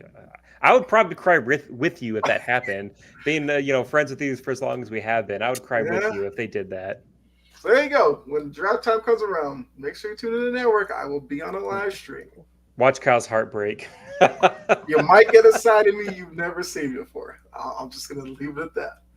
All right. So Jory says she'll watch just for the reaction. See? I'm telling you. All right. Let's see. Some of these other comments in here. Colts will cover. Jory says Colts will lose. I mean, that's divisional hate there. Appreciate that. John says I'm giving Washington because they came close to the Eagles. Okay. Simon's just giving all winners here. Chargers, Colts, Niners, Steelers, Falcons, Rams, Broncos, Finns, Lions, and Bucks. John saying Colts are going to cover. John says, give me the Panthers over the Bucks. Firing of the coach next game curse. That's what we talked about. That's how this goes. Question. Can't believe I'm asking this because I hate him. That's But as bad as Eberflus is as head coach, but as a defensive guru, it has made the Bears defense kind of look like the 85 Bears defense. Now, Damien, you mentioned you were drunk earlier. Yeah, I got a question if we're still on that train of thought here. So Damien said, would it be dumb to fire him as a head coach and re-sign him as a defensive coordinator? Yeah, it'd be dumb. You can't and it's just an ego thing. Like, you can't be fired as a head coach and then expect the guy to come in as a defensive coordinator. It just doesn't work that way, unfortunately, because he is a good defensive coordinator. He can scheme pretty well. It's just if you fire him, you have to get him out of the door because and honestly, he probably wouldn't want to come back as just a defensive coordinator because I wouldn't want to. It'd be like if my last job, if I'm a manager and they're like, hey, you're going to be an entry level position. I'd be like, well, no, I don't. I'm going to look like an idiot. I don't want to do that. Right. Take that to the national level with these egos? No way. Exactly. George said the Chargers find a way to lose, leave Staley at the stadium. They should have left him last year. We say that every week, and the man finds a way to keep his job. Us Patriots fans don't even want that human in our stadium. We need to stop asking that question about Staley. Come on. Yes. Stop asking the question. Stop asking the question. He's probably owning the Chargers at this point. We just don't know that. Probably. So he'd be firing himself. All right, so let's go ahead and get into these locks and upsets. Let's start with Brett. Where are you going with your locks and with your lock and your upset this week? All right. Upset. I'll take bye week over the Bears. No. And mind you, Damian has set the bar kind of high, so you got to come with it on this one. Okay, I got you. I can do that. For my upset, give me the Patriots over the Chargers. Brandon Staley fails. They lose to Mac Jones in New England. He gets outcoached by Belichick. And he ends up having Chargers fans probably waiting for him at the airport when he comes back after he loses to New England. What Charger fans? All the Charger fans are in San Diego. They're not in Los Angeles. Exactly. All five of them. Now, technically, if you're one of those who believes like Jory that if they lose, that they should leave him, whatever, he's no longer coaching there, losing to a 2-win New England team might be enough. That's the most Charger thing that could possibly happen. To lose to this, again, not to like beat down how bad the Patriots are, but this Patriots team is really bad, and it'd be the most Chargers way to lose, to be 6-point favorites, and then just to lose outright. Most Chargers way you could lose. Now, another layer to it is that Herbert, for some reason, has struggled against the Patriots before. The defense seems to kind of get to him. So, all right, Brent. All right, I like that. So who do you have for your lock? For my lock, as much as I was saying bad things about him, give me the Steelers over the Cardinals. You're not believing in Kyler Murray? Nope. I'm thinking that the Steelers will still have more than enough to take care of the Cardinals, and it really won't even be much of a game, honestly. Okay. I mean, this is the last game. This is the last game before the new Warzone update, so we don't have to worry about that with Kyler Murray yet. Yeah, he still has a game where he can legitimately show that he's about this life. All right, Jake, we'll go with you. All right, so I am shocked by this line that I'm going to take it for my upset. How is Philadelphia a 3-point underdog at home? I know they're playing the 49ers, and the 49ers have looked great, but look at what Philadelphia has done the past 2 weeks and how they just win games. I've said this for at least a month now, it feels like, where the Eagles are now like the Patriots, where they just don't lose. They don't find ways to lose the games, and the teams they play just do. Like both of the games, if the receivers just catch the ball, one runs the right route, one doesn't drop it, they lose 2 of those games. My upset, I'm going to take Philadelphia. I think that they're gonna win this game. It's probably going to be ugly conditions. It's going to be really loud, really hostile, and I think Jalen Hurts is just going to find a way to win. They're going to be trailing at halftime because that's what they do, and they're just going to ink out a win here. I'm surprised that it's 3, so I'm gonna take that. And for my lock, I'm going against my team. The Lions are going to bounce back, and they're going to beat the Saints by more than 4.5 points. The Saints team is looking just completely overwhelmed, uninspired. They keep having receivers getting concussions. Derek Carr just can't do anything in the red zone, and Detroit needs a get-right game, and this is their get-right game. They looked bad against the Bears. They looked really bad and lost against the Packers. They've had 10 days of rest, and they're gonna win probably by 10 points. Let's see. John says he didn't want to put Dallas on this list. Well, no, this is okay. So Dallas was on a previous graphic because they have one of the primetime games. Yeah, they played the Thursday game. Yeah, we already did that game. Damian said Brandon Staley equals CM Punk. Staley got the Chargers looking like his puppets, just like CM Punk had AEW. Now Damian's crossed even into WWE. Damian, you are just, you're on fire right now. George said they haven't played well offensively. That's probably why they're an underdog. Yeah. Come on, you should have put KC and Green Bay on here. Yes, once again, that was another primetime game. But yes, I see. George said we need a Cowgirls break. That's never going to happen because... Nope, they're America's team. I guess, if you like disappointment. Damien also said lock Titans over the Colts, upset Cardinals, beat the Steelers. Okay. And then John said don't sleep on Jets and Falcons. That's a good take, John. I was looking at that one for an upset because the Falcons do terrible on the road, the Jets. But then again, it's the Jets. I mean, who's their quarterback? I can't even remember his name. It's a guy that has like the worst touchdown to interception ratio if you count college and pros. Like, it's just a disaster. Oh, say Packers legend Tim Boyle. Tim Boyle, thank you. Yeah. Tim Boyle, who apparently all you have to do to get a job as a backup quarterback is be friends with Aaron Rodgers. Like, that's all you have to do to like get paid, good money to be a backup quarterback. So I feel sorry for anybody who wants to watch football on Sunday and can only watch those games because watching the Jets and Falcons should really just be considered torture at that point. Worst case, you get to see a little Bijan, I guess. But it can't be much worse than one of the games I had that was available was the Patriots-Giants on Sunday. That was a barn burner. Okay. And I watched part of it, and it was good for all the wrong reasons. The Mac Jones game drama. The Mac Jones finding a way to threading the needle and triple coverage to get the interception, man. Like that's some good football right there. If Josh Allen did it, we'd be celebrating because he's a gunslinger. Maybe Mac Jones is one too. Just saying. Not even close. Not even. See, Damien says he sees Falcons and Jets ended a tie. That would be a Falcons-Jets type of yes. 0-0. Just 0-0 tie. That'd be great. Nobody crosses midfield all game. Just 70 minutes of 3 and outs. That'd be great. Yeah. John says, can they finally switch quarterback? Well, if you ask Belichick, he'll tell you wait till Sunday. They keep switching them. Like if you're gonna bench Mac Jones, just stick with it. Like just see it out all the way through. That's what you have to do, not this week-to-week stuff.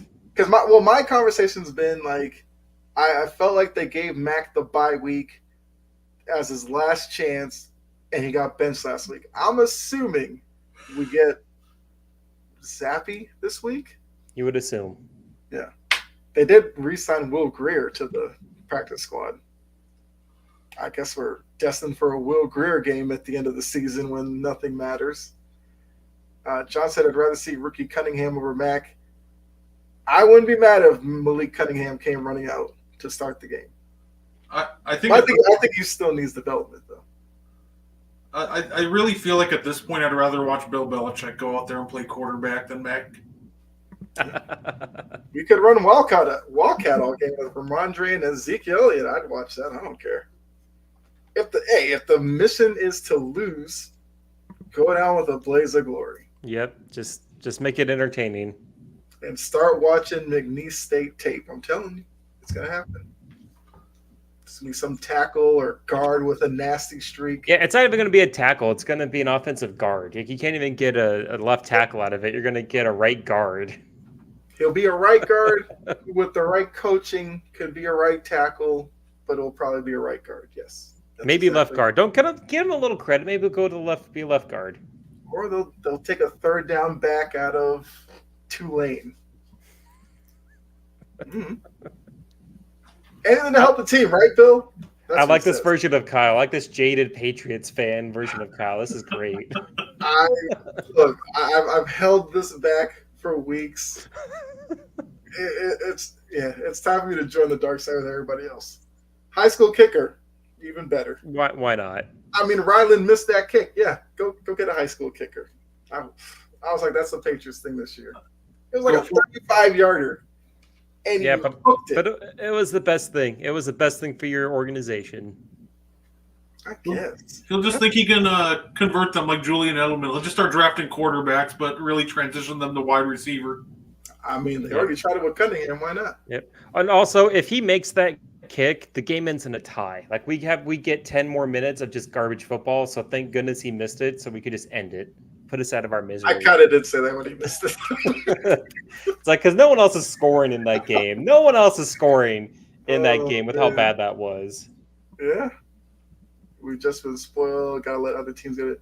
I mean, look, John, I can agree with that. You know, the Patriots fans have been spoiled, and I'm actually fine. I'm like, I don't know why fine came out like that, but I'm fine with the season that we're having because if it's like a hard reset and, you know, kind of a change of philosophy, I can live with it. Like, it's hard going to a Lions fan and be like, oh, my God, it sucks to be a Patriots fan right now. They'll look at you and be like, have you seen us for like 30 years? And then it's like, okay, you put it in perspective. Yep. All right, so let me get my picks in here really quickly, and then we can continue the talk. So I'll go with my lock. I will go. There's some tough ones to go with here.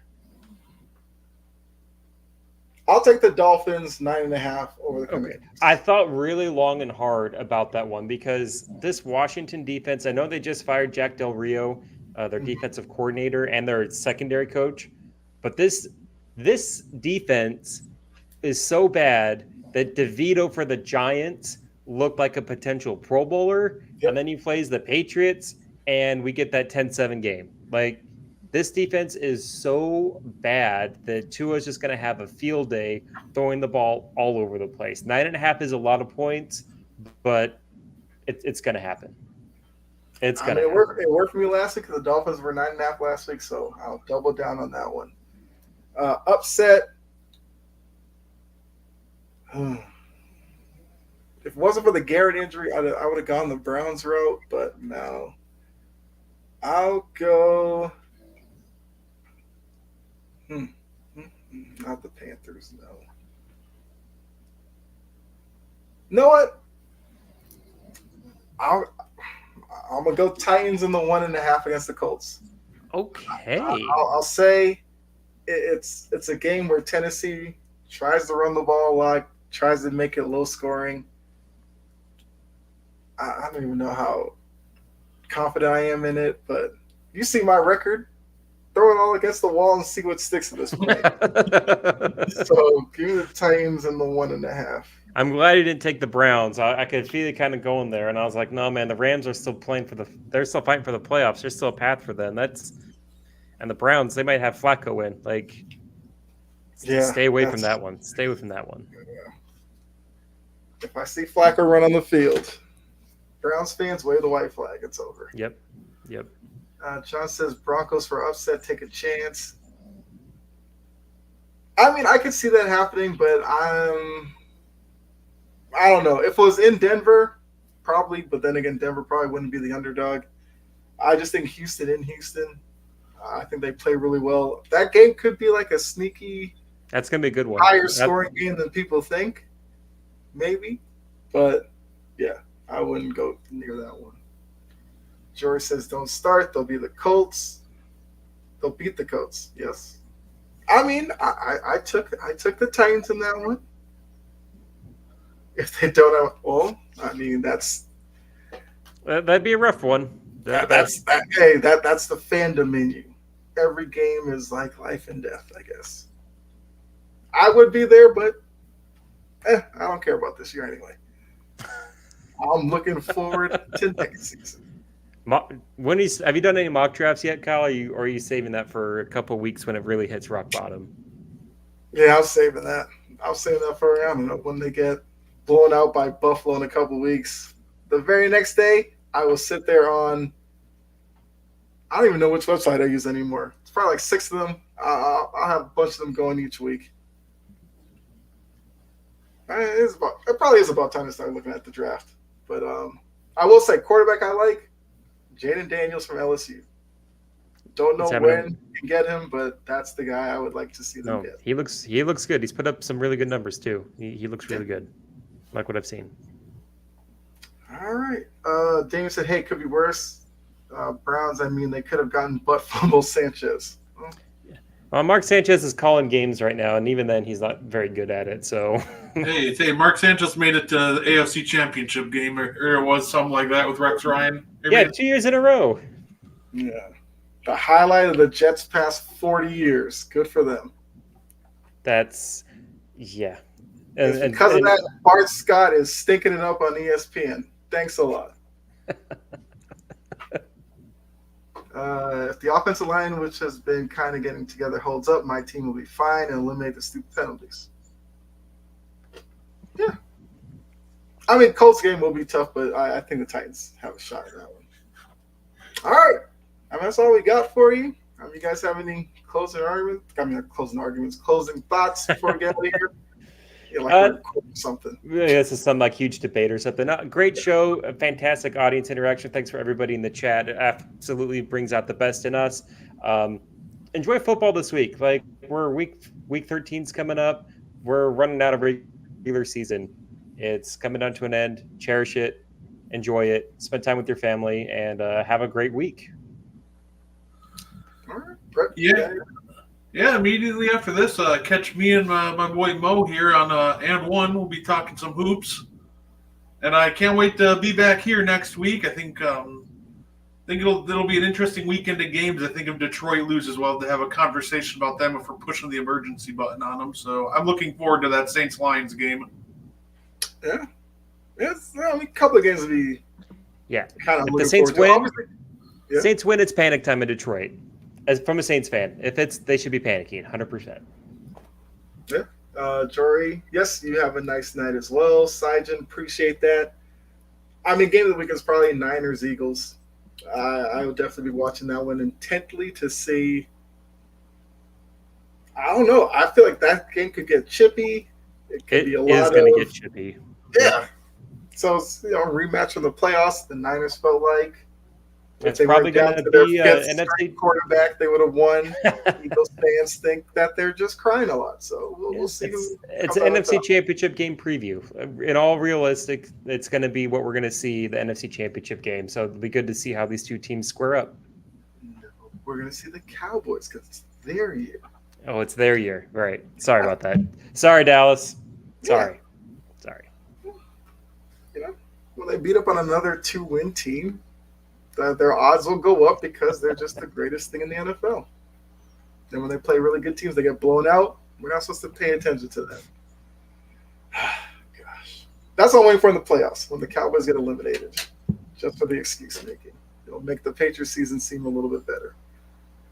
All I'll say is, like you guys said, love the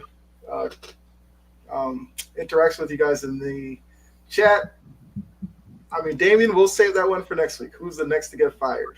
Yep. We'll save that one for I'm writing it down now. We'll definitely put that one on the docket. But yeah, so thanks to all of you. Damien, whether you are drunk or not, definitely appreciated it. Saijan, Jory, John, everybody else who was in here a little earlier. We're here every Tuesday, 7 o'clock. So make sure you tune in next week. If you have not been following or subscribed to the channel, please do so. A lot of great shows, like Brett said, NBA shows coming on right after us. If you want to watch a replay, check us out on Northeast Streaming Sports Productions, Roku TV, tomorrow at 11 a.m. But until next week, for myself, Brett, and Jake, we are out of here. Hopefully we see you back here next week. And go ahead, get a drink of water, and come back for the NBA show because Mo and Brett definitely will entertain you. So have a good night. Enjoy the rest of it. We'll see you next week. Hey, y'all, I'm Key. And I'm Jory, and tune in to Hoop Dreams and Touchdown Queens every Saturday at 5 p.m. over on Sports Empire Network. And don't forget, also watch us on Roku